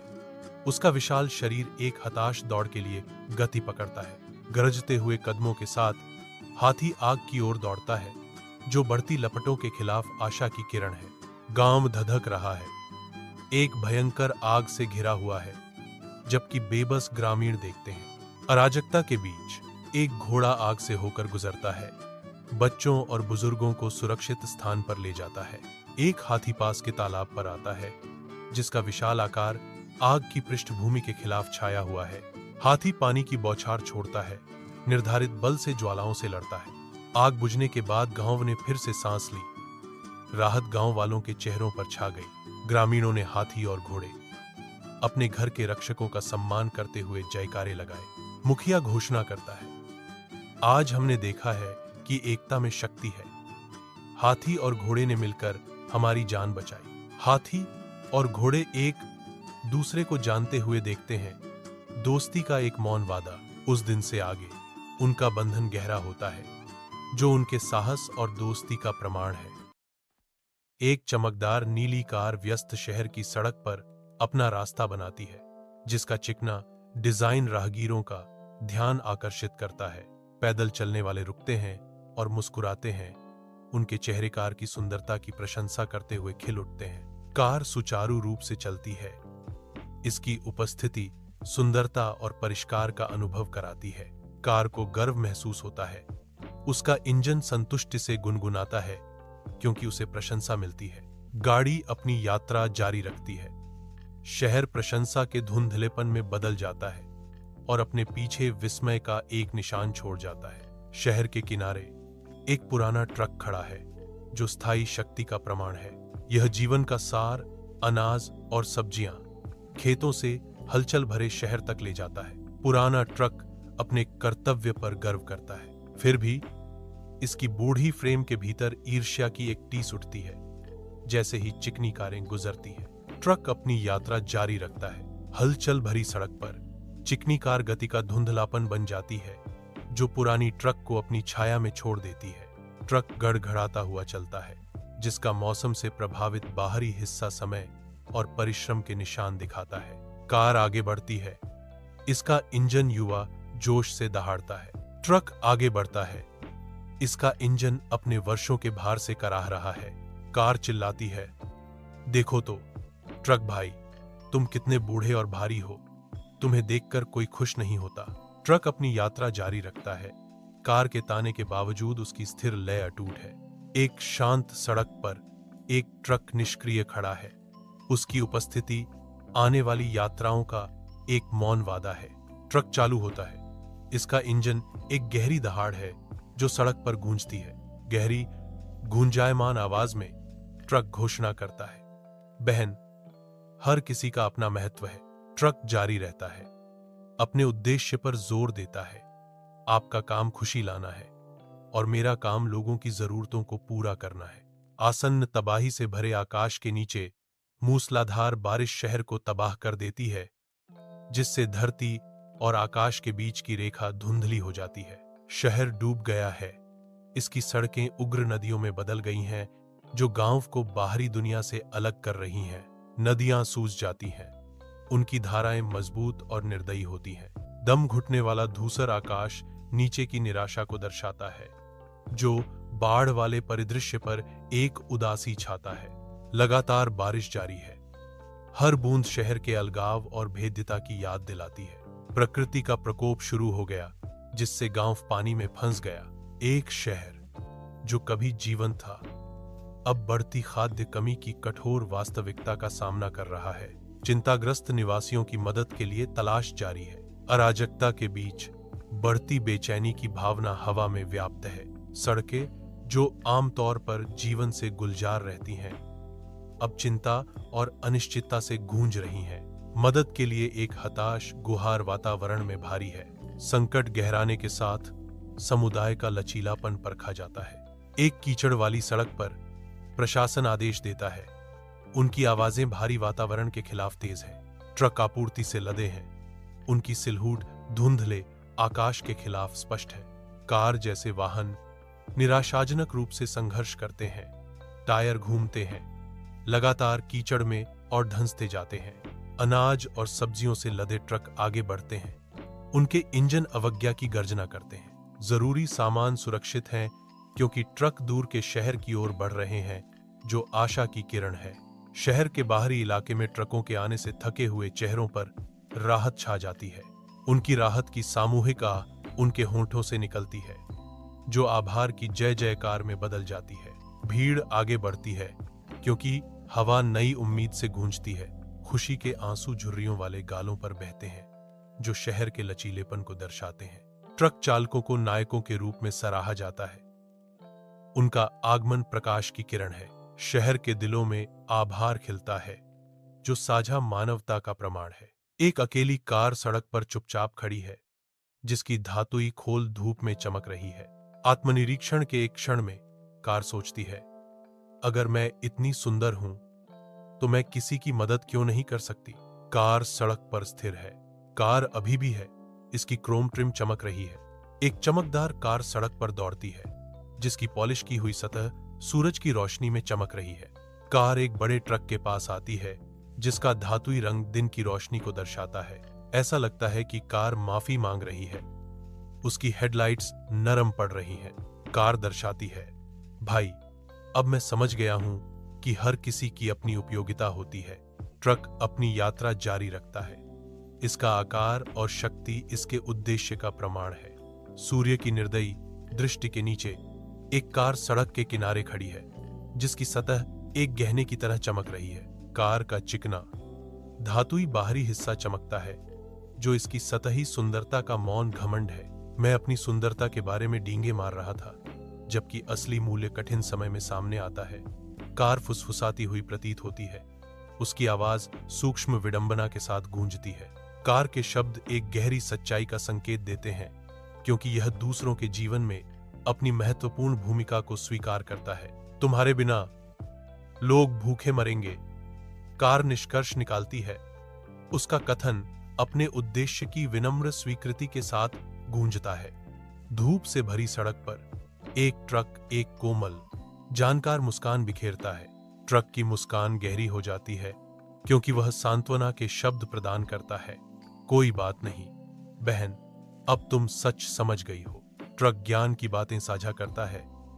याद रखें, दूसरों से अपनी तुलना करना सही नहीं है। ट्रक चुपचाप खड़ा है, व्यस्त सड़क पर दयालुता का प्रतीक। शहर के दिल में एक कार दूर चली जाती है, जिसकी विदाई एक नई विनम्रता से चिह्नित है। गाड़ी तेज होती है। इसके पहियों का हर घुमाव सीखे गए पाठों का प्रमाण है। एक ट्रक की यादें ड्राइवर के मन में बनी रहती हैं, जो हर मोड़ और त्वरित निर्णय को आकार देती हैं। कार अब एक नए सम्मान के साथ नेविगेट करती है। इसका अहंकार सावधानीपूर्ण जागरूकता से बदल गया है। एक हलचल भरे महानगर में एक कार और एक ट्रक एक असाधारण दोस्ती शुरू करते हैं। वे एक साथ शहर को पीछे छोड़ देते हैं। वे धूप से सराबोर ग्रामीण इलाकों से यात्रा करते हैं, आशा और मूल्य का संदेश फैलाते हैं। हर शहर में वे दूसरों को उनकी अंतर्निहित योग्यता की याद दिलाते हैं। उनके पहिए घूमते हैं, हर कोने तक संदेश ले जाते हैं। कार और ट्रक अपनी यात्रा जारी रखते हैं, प्रोत्साहन और एकता का मार्ग छोड़ते हुए। शहर जागता है, क्योंकि वाहन अपने दैनिक बैले की शुरुआत करते हैं, जो सड़कों से होकर गुजरते हैं। प्रत्येक कार एक कहानी, संबंध का वादा और उन लोगों के लिए खुशी का स्पर्श लेकर जाती है, जिनसे वे गुजरती हैं। सड़कों में उद्देश्य की भावना है, जो रोजमर्रा की जिंदगी के धागों को ले जाती है, क्योंकि वे आपस में जुड़ते हैं। हर यात्रा में दयालुता का एक सूक्ष्म कार्य, आनंद का एक साझा क्षण शहरी परिदृश्य से गुजरता है। शहर जागता है। कारें और ट्रक सड़कों पर अपना दैनिक संगीत शुरू करते हैं। हर वाहन एक मौन सबक फुसफुसाता हुआ प्रतीत होता है। अहंकार और कम आंकना विनाश की ओर ले जाते हैं। वाहनों की निरंतर गति एक गहन सच्चाई व्यक्त करती है। वाहनों का नृत्य जीवन के जटिल संतुलन का एक रूपक बन जाता है। अराजकता के बीच एक साधारण याद दिलाना, विनम्रता और सम्मान सफलता का मार्ग प्रशस्त करते हैं। सड़क जारी है, जो सभी को पार करने वालों को संतुलन की नाजुक कला सिखाती है। एक शांत गांव खुलता है, जो दिन की गर्मी में नहाया हुआ है। मोती, एक चंचल कुत्ता, गति में फूट पड़ता है। उसकी ऊर्जा संक्रामक है। वह इधर उधर दौड़ता है और बुनाई करता है। फर और असीम खुशी का बवंडर। बच्चे हंसी में फूट पड़ते हैं। उनकी आंखें मोती की बेरोकटो खुशी को दर्शाती हैं। उनकी हंसी गूंजती है, शुद्ध, निर्दोष, आनंद की एक सिम्फनी। गांव का चौक उनकी साझा खुशी के लिए एक मंच में बदल जाता है। गांव के चौक के हृदय में गौरी खुले आसमान के नीचे शांति से खड़ी है। ग्रामीण उसके चारों ओर इकट्ठा होते हैं। उनके हाथ उसके कीमती दूध को इकट्ठा करने के लिए आगे बढ़ते हैं। हर बूंद श्रद्धा के साथ प्राप्त होती है, जो उसकी प्रदान की गई उदारता का प्रमाण है। धन्यवाद की फुसफुसाहट हवा में भर जाती है। गौरी की उदारता के लिए प्रशंसा का एक कोरस। उसकी उपस्थिति शांति बिखेरती है। गांव के हलचल भरे जीवन के बीच एक कोमल विशाल। गौरी गर्म धूप में नहाती है, जीवन के उपहारों की सरल सुंदरता का प्रतीक है। गांव के रास्ते पर मोती युवा ऊर्जा से भरपूर आगे बढ़ता है। गौरी धीरे धीरे कदमों से चलती है। गांव वाले मनोरंजन के साथ देखते हैं। मोती और गौरी के बीच का बंधन चमकता है, क्योंकि हंसी गांव में गूंजती है। आगे का रास्ता फैला हुआ है, जो दृढ़ दोस्तों द्वारा साझा किए गए रोमांच का वादा करता है। उज्ज्वल धूप में गांव का मेला हंसी और रंग की जीवंत टेपेस्ट्री के रूप में जीवंत हो उठता है। खुशी के माहौल में बच्चों की हंसी मिठाइयों की मधुर खुशबू के साथ मिल जाती है। वयस्क मेले में घूमते हैं, दिन के साधारण सुखों का आनंद लेते हैं। एक स्पष्ट लापरवाह खुशी की भावना हवा में भर जाती है, जो सभी को खुशी के एक साझा क्षण में एकजुट करती है। मेले के जीवंत अराजकता के बीच एक चालाक लोमड़ी चुपके से उभरती है, जिसकी उपस्थिति व्यस्त भीड़ से अनसुनी है। लोमड़ी की निगाहें सुनहरी जलेबियों से भरी एक टोकरी पर टिकी हैं। उसकी आंखें चालाकी से चमक रही हैं। लोमड़ी के दिमाग में एक योजना बनने लगती है, स्वादिष्ट मिठाइयों को छीनने की एक साहसिक योजना। लोमड़ी नीचे झुकती है, मांसपेशियां तनी हुई हैं, कार्रवाई करने के लिए तैयार है। अचानक गति के साथ लोमड़ी टोकरी की ओर झपटती है। उसकी हरकतें तेज और शांत हैं। लोमड़ी जलेबियों पर झपटती है, उसके जबड़े इनाम पर कस जाते हैं। उसकी आंखों में एक विजयी चमक होती है। मेले के जीवंत अराजकता के बीच एक चालाक लोमड़ी सुनहरी जलेबियों से भरी एक टोकरी छीन लेता है। बिजली की गति से लोमड़ी भाग जाती है। चीनी की गंध उसके भागने का निशान छोड़ जाती है। युवा आवाजों का एक कोरस फूट पड़ता है। चोर चोर की उनकी चीखें उत्सव के माहौल को भेद रही हैं। गुस्से और पीछा करने के रोमांच से एकजुट बच्चे मिठाई छीनने वाले बदमाश का पीछा करते हुए आगे बढ़ते हैं। लोमड़ी पीछे मुड़कर देखती है। उसकी आंखें शरारत से चमक रही हैं, क्योंकि वह चुराए गए खजाने पर अपनी पकड़ मजबूत करती है। यह पीछा तेज होता है। एक व्यस्त मेले की पृष्ठभूमि में दृढ़ संकल्प और चालाकी का एक अराजक बैले सामने आता है। एक हलचल भरे गांव की सड़क पर बच्चों की हंसी की दूर की आवाज हवा में तैरती है। मोती, चौकस और उत्तरदाई अचानक आवाज पर चौकन्ना हो जाता है। उसके कान फड़फड़ते हैं।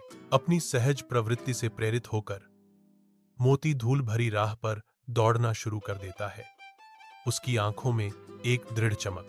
जैसे जैसे मोती गति पकड़ता है, पीछा तेज हो जाता है।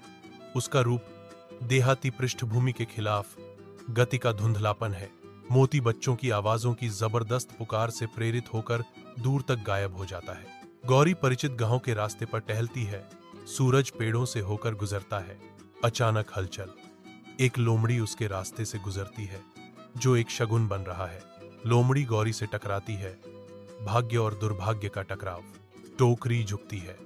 सुनहरे जलेबियों की बौछार धूल भरे मैदान पर गिरती है।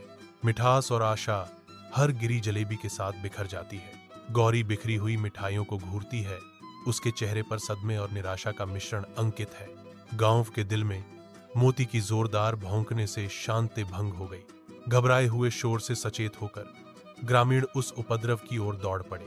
ग्रामीणों का जमावड़ा होता है। उनकी सामूहिक कार्रवाई लोमड़ी को पकड़ने पर केंद्रित होती है। लोमड़ी फंस गई। ग्रामीणों ने अपनी त्वरित प्रतिक्रिया में विजय प्राप्त की। गांव का आंगन जीवन से गुलजार है, क्योंकि ग्रामीण इकट्ठा होते हैं। उनके चेहरे प्रशंसा से चमकते हैं। सूर्य का प्रकाश दृश्य को भिगो देता है, जो जीवंत पारंपरिक पोशाक पर सुनहरी चमक बिखेरता है। बच्चे भीड़ से गुजरते हैं। उनकी आवाजें उत्साह से गूंजती हैं। सबसे अद्भुत जोड़ी। मोती और गौरी ऊंचे खड़े हैं। उनकी बहादुरी सभी द्वारा मनाई जाती है। गांव के दिल में मोती और गौरी का बंधन हर गुजरते दिन के साथ गहरा होता जाता है।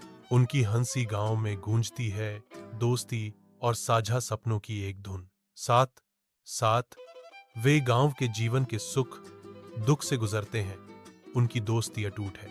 हर साझा नजर में अटूट समर्थन का एक मौन वादा उनके दिलों को एक साथ बांधता है। गांव का घर चिंतित ग्रामीणों से भरा है। उनके चेहरे एक साझा डर की भावना को दर्शाते हैं। हर छाया सामूहिक चिंता को गहरा करती है। फुसफुसाहटें हवा में तैरती हैं। हर एक स्पष्ट तनाव को बढ़ाती है। एक ग्रामीण चुप्पी तोड़ता है, एक नाजुक आश्वासन प्रदान करता है। चिंता मत करो, हमारे पास मोती और गौरी है।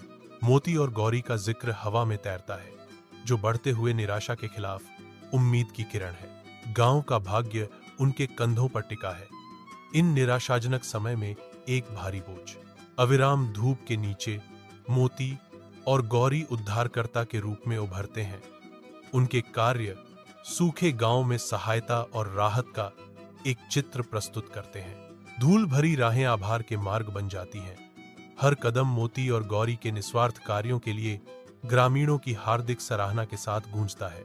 मोती और गौरी की दयालुता से प्रभावित लोगों के चेहरों पर सूरज की कठोर चमक नरम पड़ जाती है, जो बहाल आशा के क्षणों को उजागर करती है। कठिनाई से चिह्नित परिदृश्य में मोती और गौरी की उपस्थिति एक सुखदायक मरहम लाती है, जो निराशा को शांत उत्सव में बदल देती है। मोती और गौरी के अथक प्रयासों से गांव फिर से फल फूल रहा है। उनके नाम हर कोने में श्रद्धा से फुसफुसाए जाते हैं। धूप से सराबोर गांव के आंगन में आवाजों का एक सिम्फनी उठती है, जो मोती और गौरी की महान दोस्ती की कहानियों को बुनती है। इशारे हवा में नृत्य करते हैं, मुस्कुराहट जंगली फूलों की तरह खिलती है, जो वास्तविक दोस्ती की गहरी ताकत को रेखांकित करती है। मोती और गौरी का बंधन साबित करता है कि सच्ची दोस्ती ताकत या चतुराई से ज्यादा शक्तिशाली है। सूर्य की गर्मी उनके दिलों की गर्मी को दर्शाती है, एक ऐसे बंधन का जश्न मनाती है जो सभी बाधाओं को धता बताता है।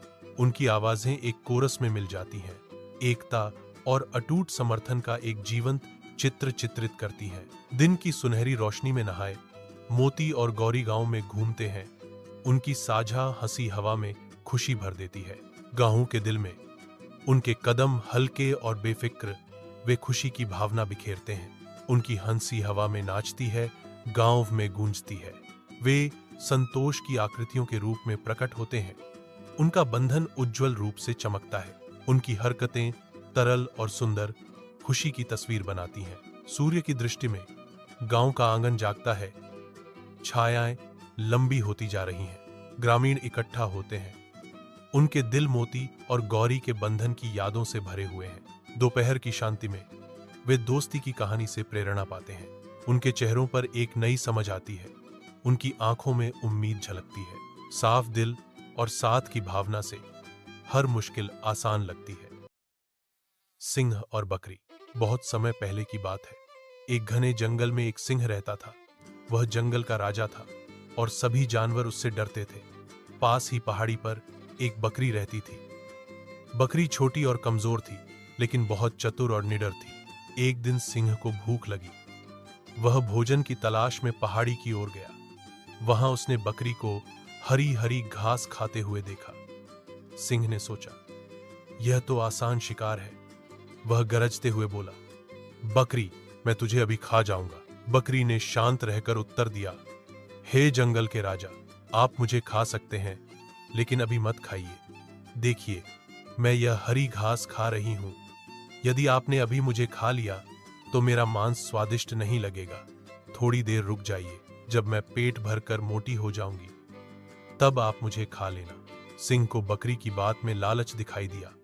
उसने सोचा, ठीक कहती है, कुछ दिन बाद यह मोटी होकर और स्वादिष्ट लगेगी। इस सोच से सिंह वहां से चला गया, लेकिन बकरी चालाक थी।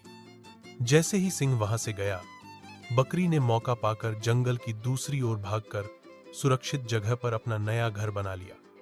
जब सिंह कुछ दिनों बाद लौटा तो बकरी कहीं दिखाई नहीं दी।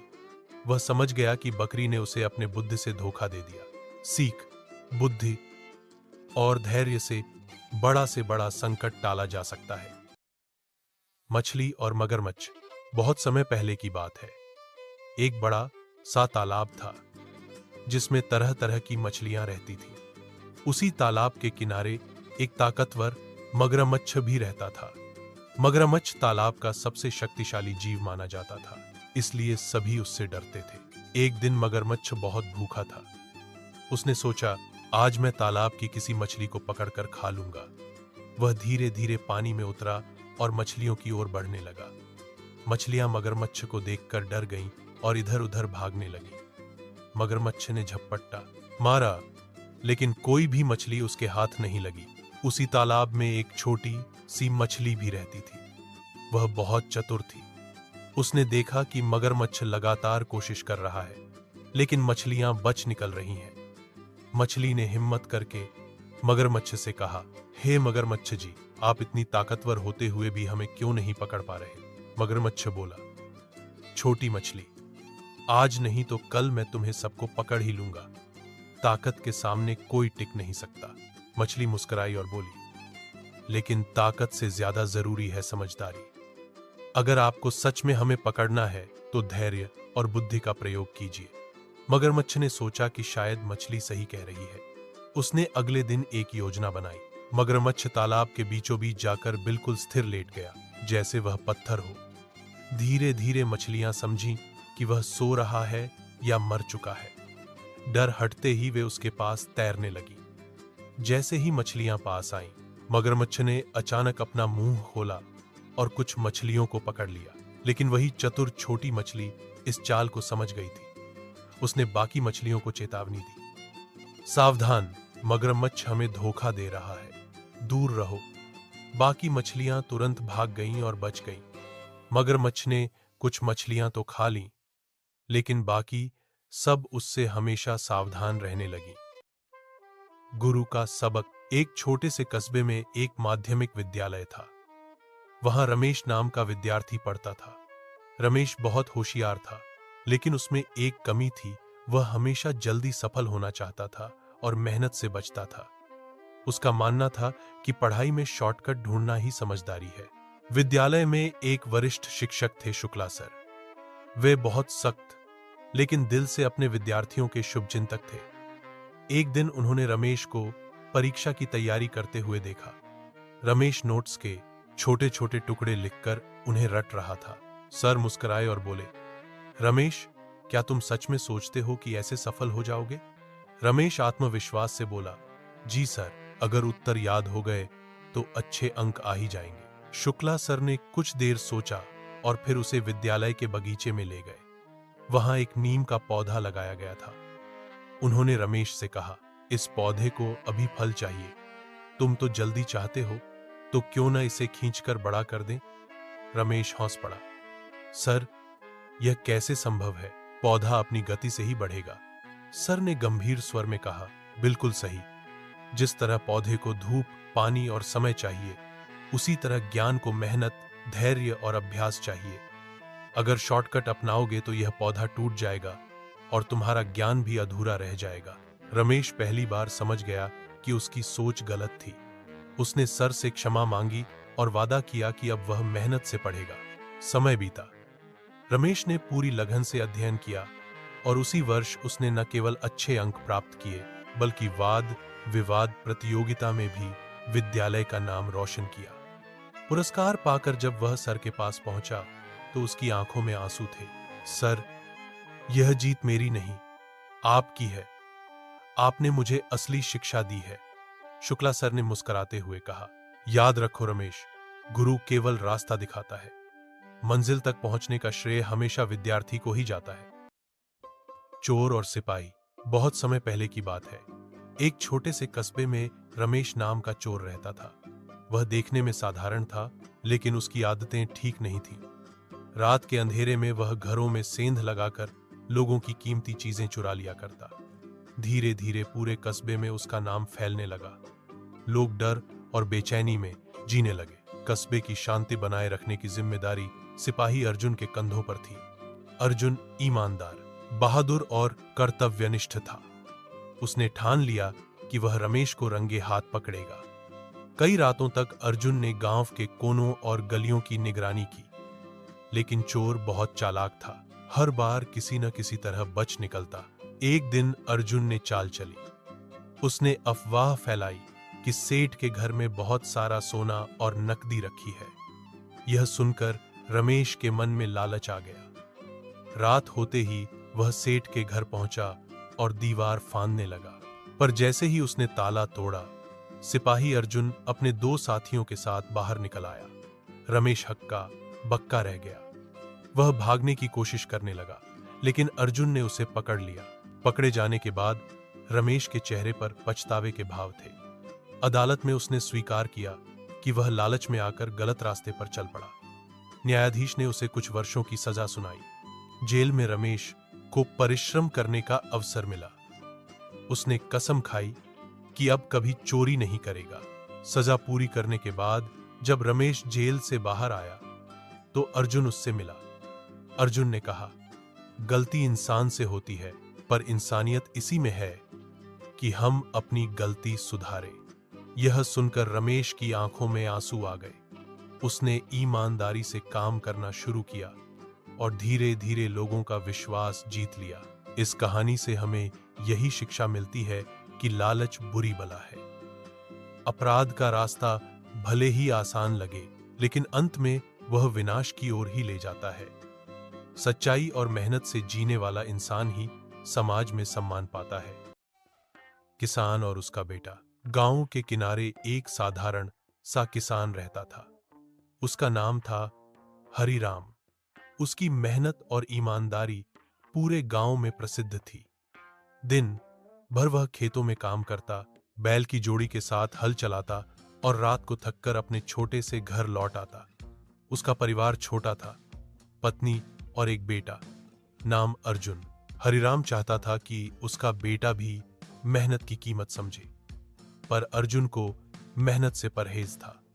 वह खेतों में जाने के बजाय पेड़ों की छांव में बैठकर गीत गाने, बांसुरी बजाने या दोस्तों के साथ खेलने में समय बिताना पसंद करता। हरिराम ने कई बार समझाया, बेटा, जमीन ही हमारी असली पूंजी है। जब तू मेहनत करेगा तभी खेत हरे भरे होंगे। पर अर्जुन हमेशा टाल देता, अभी तो मैं छोटा हूं, जब बड़ा हो जाऊंगा तब कर लूंगा मेहनत। समय बीतता गया। हरिराम बूढ़ा होने लगा। उसके लिए दिन रात खेतों में काम करना कठिन होता जा रहा था। उसने सोचा कि अब अर्जुन को किसी तरह जिम्मेदारी का एहसास दिलाना होगा। एक दिन उसने अपने बेटे को बुलाया और कहा, बेटा, मैं अब उतना मजबूत नहीं रहा, पर मैंने खेतों में एक खजाना छुपा रखा है। जब तक मैं जीवित हूं, उस खजाने को नहीं बता सकता, पर तू मेहनत से खेत जोतेगा, तब तुझे वह खजाना मिल जाएगा। खजाने का नाम सुनकर अर्जुन की आंखों में चमक आ गई। वह अगले ही दिन हल लेकर खेत की ओर निकल पड़ा। उसने सुबह से शाम तक पसीना बहाया, खेत की जमीन बार बार जोती। कई दिनों तक उसने बिना रुके मेहनत की, पर खजाना कहीं नहीं मिला। थककर उसने पिता से पूछा, बाबा, मैंने पूरा खेत खोद डाला, पर खजाना तो कहीं दिखाई नहीं देता। हरिराम मुस्कुराए और बोले, अभी धैर्य रखो बेटा, समय आने पर तुझे सब मिलेगा। कुछ ही हफ्तों बाद बारिश का मौसम आया। अर्जुन ने देखा कि जिन खेतों को उसने बार बार जोता था, वहां गेहूं और धान की फसल लहलहा उठी। पौधे इतने अच्छे और घने उगे कि पूरे गांव में अर्जुन के खेत की चर्चा होने लगी। जब फसल पककर तैयार हुई और उसे बेचने के लिए मंडी में ले जाया गया, तो अर्जुन के हाथ में ढेर सारा पैसा आया। हरिराम ने तब बेटे से कहा, देख अर्जुन, यही है वह खजाना जिसकी मैंने तुझे बात बताई थी। यह सोना चांदी का खजाना नहीं, बल्कि मेहनत का खजाना है। जब आदमी अपने हाथों से मिट्टी को जोतता है, बीज बोता है और पसीना बहाता है, तभी यह धरती उसे अन्न और धन देती है। यही असली दौलत है जो कभी खत्म नहीं होती। अर्जुन की आंखें खुल गईं। उसने समझ लिया कि सच्चा सुख आलस्य में नहीं, बल्कि मेहनत में है। उस दिन से उसने खेती को ही अपना धर्म मान लिया। वह रोज सुबह उठकर पिता के साथ खेत जाता, बीज बोता, पानी देता और पूरी लगन से काम करता। धीरे धीरे उसकी मेहनत रंग लाई। खेतों में भरपूर उपज होने लगी और परिवार का जीवन सुखमय हो गया। अर्जुन अब गांव के युवाओं के लिए प्रेरणा बन गया। वह सबको कहता, दोस्तों, अगर तुम्हें जीवन में खजाना चाहिए तो सोने चांदी में मत ढूंढो। सच्चा खजाना हमारी मेहनत है। यही हमें सम्मान, सुख और समृद्धि दिलाती है। हरिराम गर्व से बेटे की बातें सुनते और सोचते, आज मेरा सपना पूरा हो गया। रहस्यमयी जादूगर। बहुत समय पहले की बात है। एक छोटे से कस्बे में लोग सादगी से जीवन बिताते थे। कस्बे में एक रहस्यमयी जादूगर आया जिसका नाम था वीरांद्र। वह लंबा चोगा पहनता था और हाथ में हमेशा एक चमकती हुई छड़ी रखता था। लोग उससे डरते भी थे और आकर्षित भी। वीरांद्र रोज शाम को चौपाल में आकर जादू दिखाता। कभी वह खाली बर्तन से फूल निकाल देता, तो कभी हवा में पक्षियों को उड़ने भेज देता। बच्चे खुशी से तालियां बजाते लेकिन बड़े लोग सोचते, क्या यह सच में जादू है या कोई चालबाजी? एक दिन कस्बे के पास के जंगल में आग लग गई। आग इतनी तेज थी कि लोग पानी डालकर भी बुझा नहीं पा रहे थे। सब घबरा गए कि अब गांव जल जाएगा। तभी वीरांद्र वहां पहुंचा। उसने अपनी छड़ी उठाई और मंत्र पढ़ा। देखते ही देखते बादल घिर आए और बारिश शुरू हो गई। आग बुझ गई और लोग राहत की सांस लेने लगे। गांव वाले अब उसे केवल जादूगर नहीं बल्कि रक्षक मानने लगे। लेकिन वीरांद्र ने मुस्कुराते हुए कहा, सच्चा जादू मेरे मंत्रों में नहीं बल्कि तुम्हारे साहस और एकता में है। मैंने सिर्फ मदद की है, पर असली ताकत तो इंसान की भलाई और हिम्मत में छिपी होती है। लोगों ने उसकी बात दिल से मानी। वे अब समझ गए कि चमत्कार पर भरोसा करने से ज्यादा जरूरी है मेहनत और एक दूसरे का साथ। वीरांद्र कुछ दिन और कस्बे में रहा और फिर एक रात चुपचाप चला गया। आज भी कस्बे के लोग अपने बच्चों को उसकी कहानी सुनाते हैं और कहते हैं, अगर दिल सच्चा हो और मन नेक, तो हर इंसान खुद एक जादूगर बन सकता है। जो कि मजेदार सैर। रविवार की सुबह थी। मौसम सुहावना था और हल्की हल्की ठंडी हवा चल रही थी। सूरज की किरणें पेड़ों की पत्तियों से छनकर जमीन पर बिखर रही थी। छुट्टी का दिन होने के कारण घर में बच्चों का उत्साह दोगुना था। रोहन, सिया और आरव तीनों भाई बहन सुबह से ही तैयार होकर बैठ गए थे, क्योंकि आज पापा मम्मी उन्हें शहर के बड़े चिड़ियाघर जू ले जाने वाले थे। मम्मी ने कहा, इतनी जल्दी जल्दी क्यों तैयार हो गए? अभी तो हमें निकलने में 1 घंटा है। रोहन मुस्कुराकर बोला, मम्मी, हमें देर ही क्यों करनी है? वहां तो बहुत सारे जानवर और पक्षी देखने को मिलेंगे। सिया बोली, हाँ, और मैं तो तोते और मोर देखने के लिए बहुत उत्साहित हूं। आरव सबसे छोटा था। उसने मासूमियत से कहा, और मैं शेर से दोस्ती करूंगा। सभी हंस पड़े। कुछ देर बाद पापा ने गाड़ी निकाली और पूरा परिवार जू की ओर निकल पड़ा। रास्ते भर बच्चे गाने गाते और ताली बजाते रहे। शहर की भीड़ से निकलकर जब वे चिड़ियाघर के बड़े गेट पर पहुंचे तो बच्चों की आंखें चमक उठी। वहां बहुत से लोग टिकट लेने के लिए खड़े थे। रंग बिरंगे गुब्बारे, खिलौने और आइसक्रीम बेचने वाले भी गेट के बाहर दिखाई दे रहे थे। पापा ने टिकट खरीदा और सब अंदर चले गए। सबसे पहले उन्हें बड़े तालाब के पास बत्तखें और हंस तैरते हुए दिखे। बत्तखें क्वैक क्वैक की आवाज कर रही थीं और बच्चे हंसते हुए उनके पीछे पीछे दौड़ रहे थे। सिया ने कहा, देखो, ये कितनी प्यारी लग रही हैं। आगे बढ़ते ही वे पक्षियों के सेक्शन में पहुंचे। वहां रंग बिरंगे तोते, मैना, कबूतर और मोर थे। मोर ने अपने पंख फैलाए तो सबकी नजरें उस पर ठहर गईं। उसके नीले हरे पंख सूरज की रोशनी में चमक रहे थे। रोहन ने मोबाइल से फोटो खींची और बोला, यह तो सचमुच किसी इंद्रधनुष जैसा लग रहा है। इसके बाद बच्चे जिराफ वाले पिंजरे की तरफ दौड़े। लंबे लंबे जिराफ अपनी गर्दन पेड़ों की ऊंची डालियों तक ले जाकर पत्तियां खा रहे थे। आरव ने आश्चर्य से कहा, वाह, अगर मैं इतना लंबा होता तो पेड़ की चोटी पर बैठकर आम खा लेता। सब जोर से हंस पड़े। थोड़ा आगे बढ़ते ही हाथियों का बड़ा सा बाड़ा दिखाई दिया। हाथी अपनी सूंड से पानी खींचकर नहाने में व्यस्त थे। एक हाथी ने अपनी सूंड से पानी उछाला जिससे बच्चे भी भीग गए। सिया हंसते हुए बोली, लगता है हाथी हमें भी नहला रहा है। फिर सब शेर के पिंजरे की ओर गए। पिंजरे के अंदर 2 बड़े बड़े शेर आराम से बैठे हुए थे। उनमें से एक जोर से दहाड़ा तो आरव डरकर पापा से लिपट गया। पापा ने उसे समझाते हुए कहा, डरने की जरूरत नहीं बेटा, ये पिंजरे में है। लेकिन रोहन मजाक करते हुए बोला, देखना, अगर पिंजरा खुल गया तो शेर तुम्हारा दोस्त बनने आ जाएगा। यह सुनकर आरव और जोर से पापा को पकड़ लिया। इसके बाद उन्होंने बंदरों को देखा। बंदर पेड़ों पर उछल कूद कर रहे थे। कोई केले खा रहा था, कोई रस्सी पर झूल रहा था और कोई बच्चों की नकल उतार रहा था। एक बंदर ने तो सिया की पानी की बोतल छीनने की कोशिश की, लेकिन गार्ड ने उसे तुरंत भगा दिया। बच्चे हंसी से लौटपोट हो गए। जू के बीचों बीच एक सुंदर बगीचा था। वहां तरह तरह के फूल खिले हुए थे और बच्चों के लिए झूले लगे थे। सबने थोड़ी देर वहां खेलकर आराम किया और मम्मी के हाथ के बने पराठे और आलू की सब्जी खाई। आइसक्रीम भी खरीदी गई। ठंडी ठंडी आइसक्रीम खाते हुए बच्चों ने कहा, ये तो सबसे मजेदार पिकनिक है। खाना खाने के बाद वे सांपों और मगरमच्छों वाले हिस्से में गए। कांच के बड़े बड़े डिब्बों में अलग अलग रंग और आकार के सांप थे। कोई लिपटा हुआ था, कोई धीरे धीरे रेंग रहा था। मगरमच्छ तालाब के किनारे सुस्त पड़े थे। सिया ने धीरे से कहा, ये तो डरावने लग रहे हैं। रोहन बोला, लेकिन इनको देखना भी तो मजेदार है। शाम तक उन्होंने पूरे जू का चक्कर लगाया।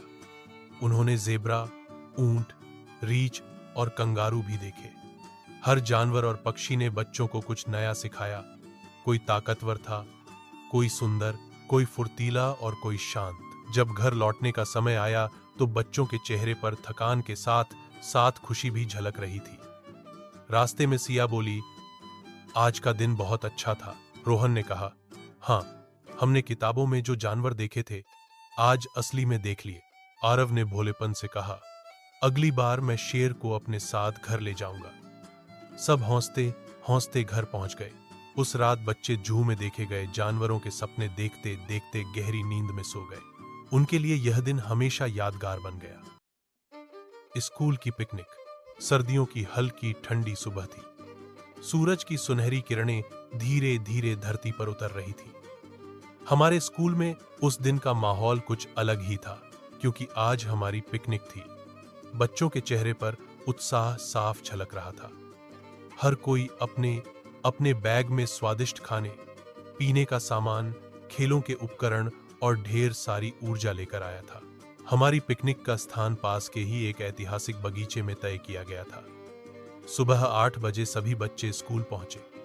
मैदान में हमारी बस खड़ी थी और शिक्षक हमें व्यवस्थित रूप से लाइन में खड़ा करके अंदर बिठा रहे थे। बस में बैठते ही बच्चों ने सीटें कब्जा कर लीं और किसी ने खिड़की से बाहर झोंकना शुरू कर दिया तो कोई अपने मित्र के साथ गाना गाने लगा। जैसे ही बस चली, बच्चों का उत्साह और भी बढ़ गया।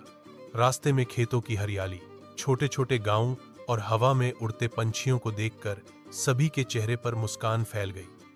हमारी क्लास की सीमा ने गाना छेड़ दिया और देखते ही देखते पूरी बस झूम उठी। अध्यापक भी इस उल्लास को देखकर मुस्कुरा रहे थे। करीब 1 घंटे के सफर के बाद हम उस बगीचे में पहुंचे। वहां चारों ओर हरियाली, रंग बिरंगे फूल और बड़े बड़े पेड़ों की छांव ने हमारा स्वागत किया। बच्चे बस से उतरते ही उछल पड़े। किसी ने पेड़ों की ओर भागना शुरू कर दिया तो कोई झूले की तरफ दौड़ा। शिक्षक ने हमें पहले मैदान में इकट्ठा किया और नियम बताए। सब बच्चे समूह में रहेंगे, कोई भी अकेले दूर नहीं जाएगा और सब अपने खाने पीने का ध्यान रखेंगे। इसके बाद सबने मिलकर एक बड़ा गोल घेरा बनाया और सुबह का नाश्ता किया। किसी के टिफिन में आलू के पराठे थे, किसी ने पकौड़े लाए थे तो किसी के पास मिठाई थी। सभी ने आपस में खाना साझा किया। उस क्षण का आनंद ही कुछ और था, जैसे पूरा परिवार एक साथ बैठकर भोजन कर रहा हो। नाश्ते के बाद खेलों की बारी आई। लड़के क्रिकेट खेलने लगे और लड़कियां रस्सी कूद और खो खो में मग्न हो गईं। कुछ छोटे बच्चे कैरम बोर्ड और लूडो निकालकर छायादार पेड़ के नीचे बैठ गए। मैदान खुशी से गूंज उठा। अध्यापक भी खेलों में शामिल हो गए। हमारे गणित के सर ने बैडमिंटन की रैकेट उठा ली और बच्चों को चौंका दिया। खेल कूद के बाद सभी को थोड़ी थकान महसूस हुई। सबने ठंडा पानी पिया और घास पर बैठकर आराम किया। तभी हमारे हिंदी के अध्यापक ने सुझाव दिया कि क्यों न हम सब मिलकर एक छोटा सा सांस्कृतिक कार्यक्रम करें। बच्चों को यह विचार बहुत पसंद आया। किसी ने कविता सुनाई, किसी ने मजेदार चुटकुले और कुछ बच्चों ने मिलकर समूह गान प्रस्तुत किया। तालियों और हंसी ठहाकों से वातावरण गूंज उठा। दोपहर का समय होते ही बच्चों ने अपने अपने डिब्बे खोले। सभी ने मिलकर दावत जैसा माहौल बना लिया। पिकनिक का असली आनंद तो दोस्तों के साथ बैठकर खाना खाने में ही है। भोजन के बाद बच्चों ने बगीचे में घूमकर वहां की सुंदरता का आनंद लिया। कुछ ने फूलों के साथ तस्वीरें खिंचवाईं तो कुछ पेड़ों पर चढ़ने की कोशिश करने लगे।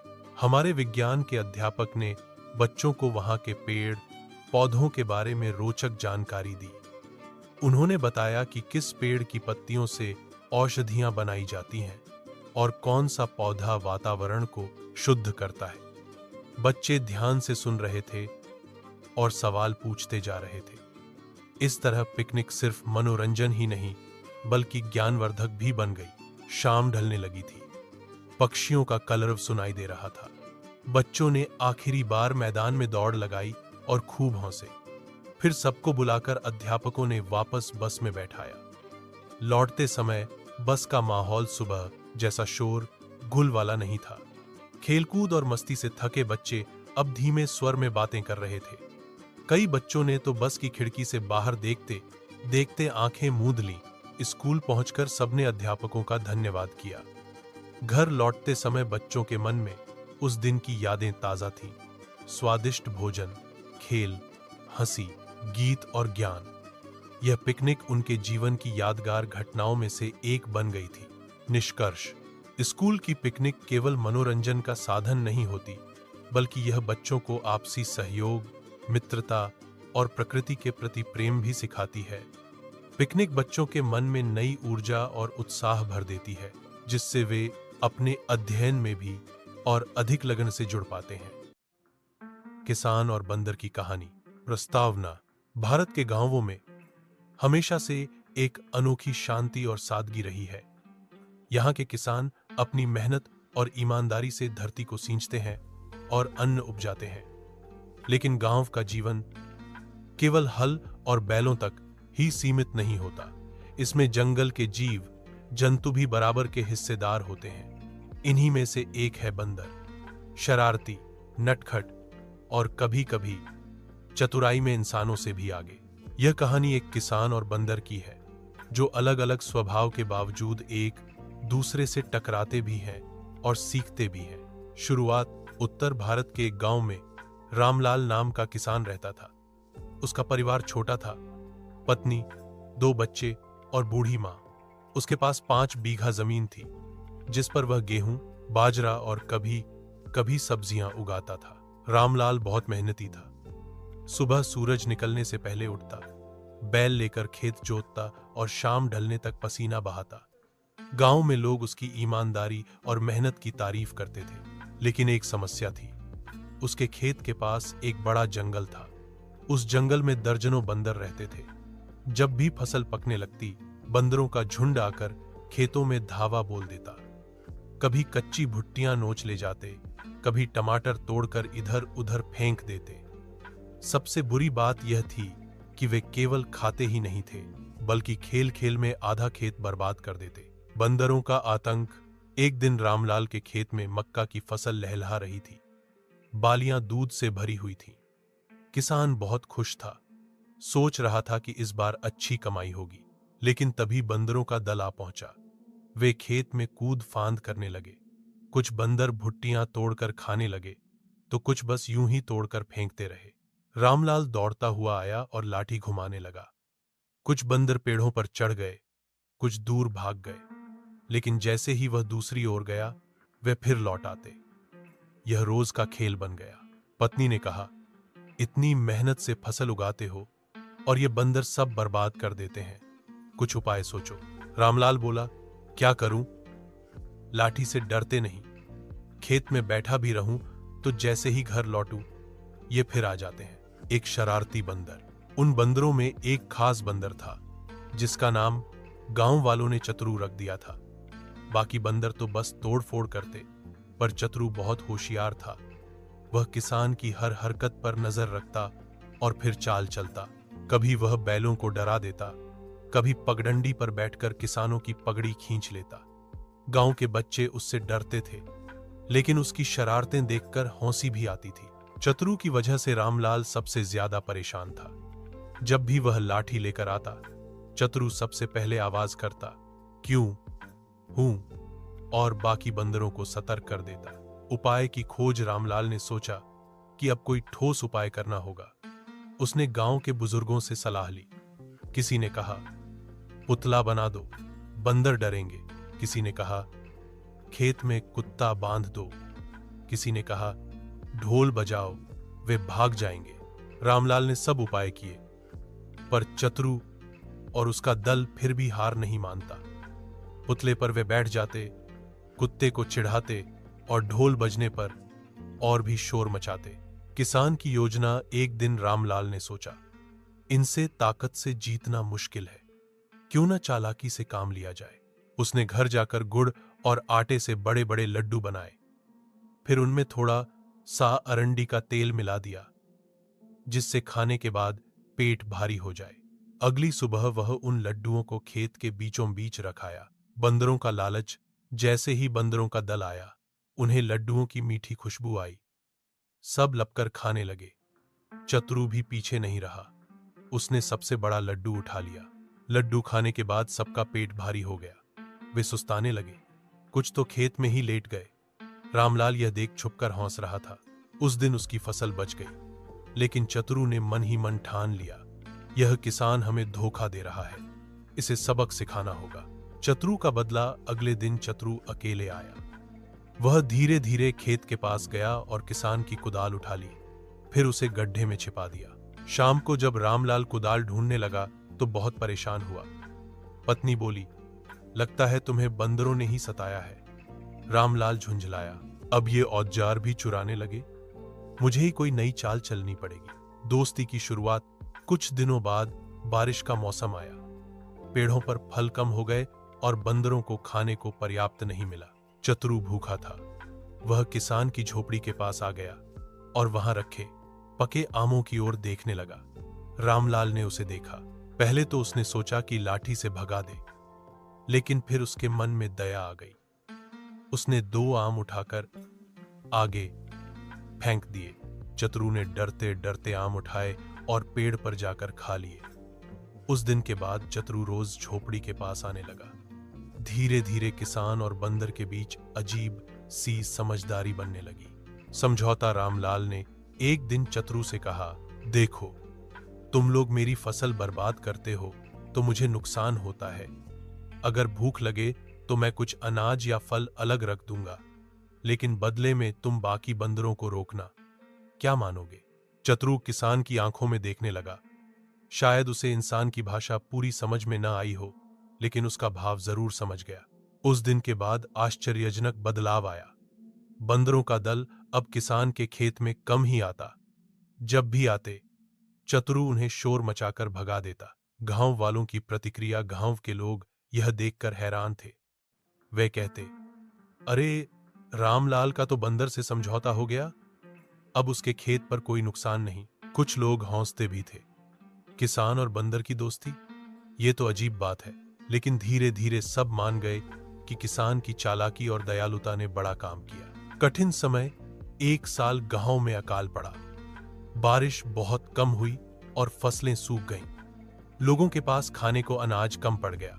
रामलाल के पास भी मुश्किल हालात थे, लेकिन उसने देखा कि जंगल के जानवरों की हालत और भी बुरी थी। बंदरों के पास न फल थे न जड़ें। एक दिन चतुरू अपनी टोली के साथ उसकी झोपड़ी के पास आया। सब बहुत कमजोर लग रहे थे।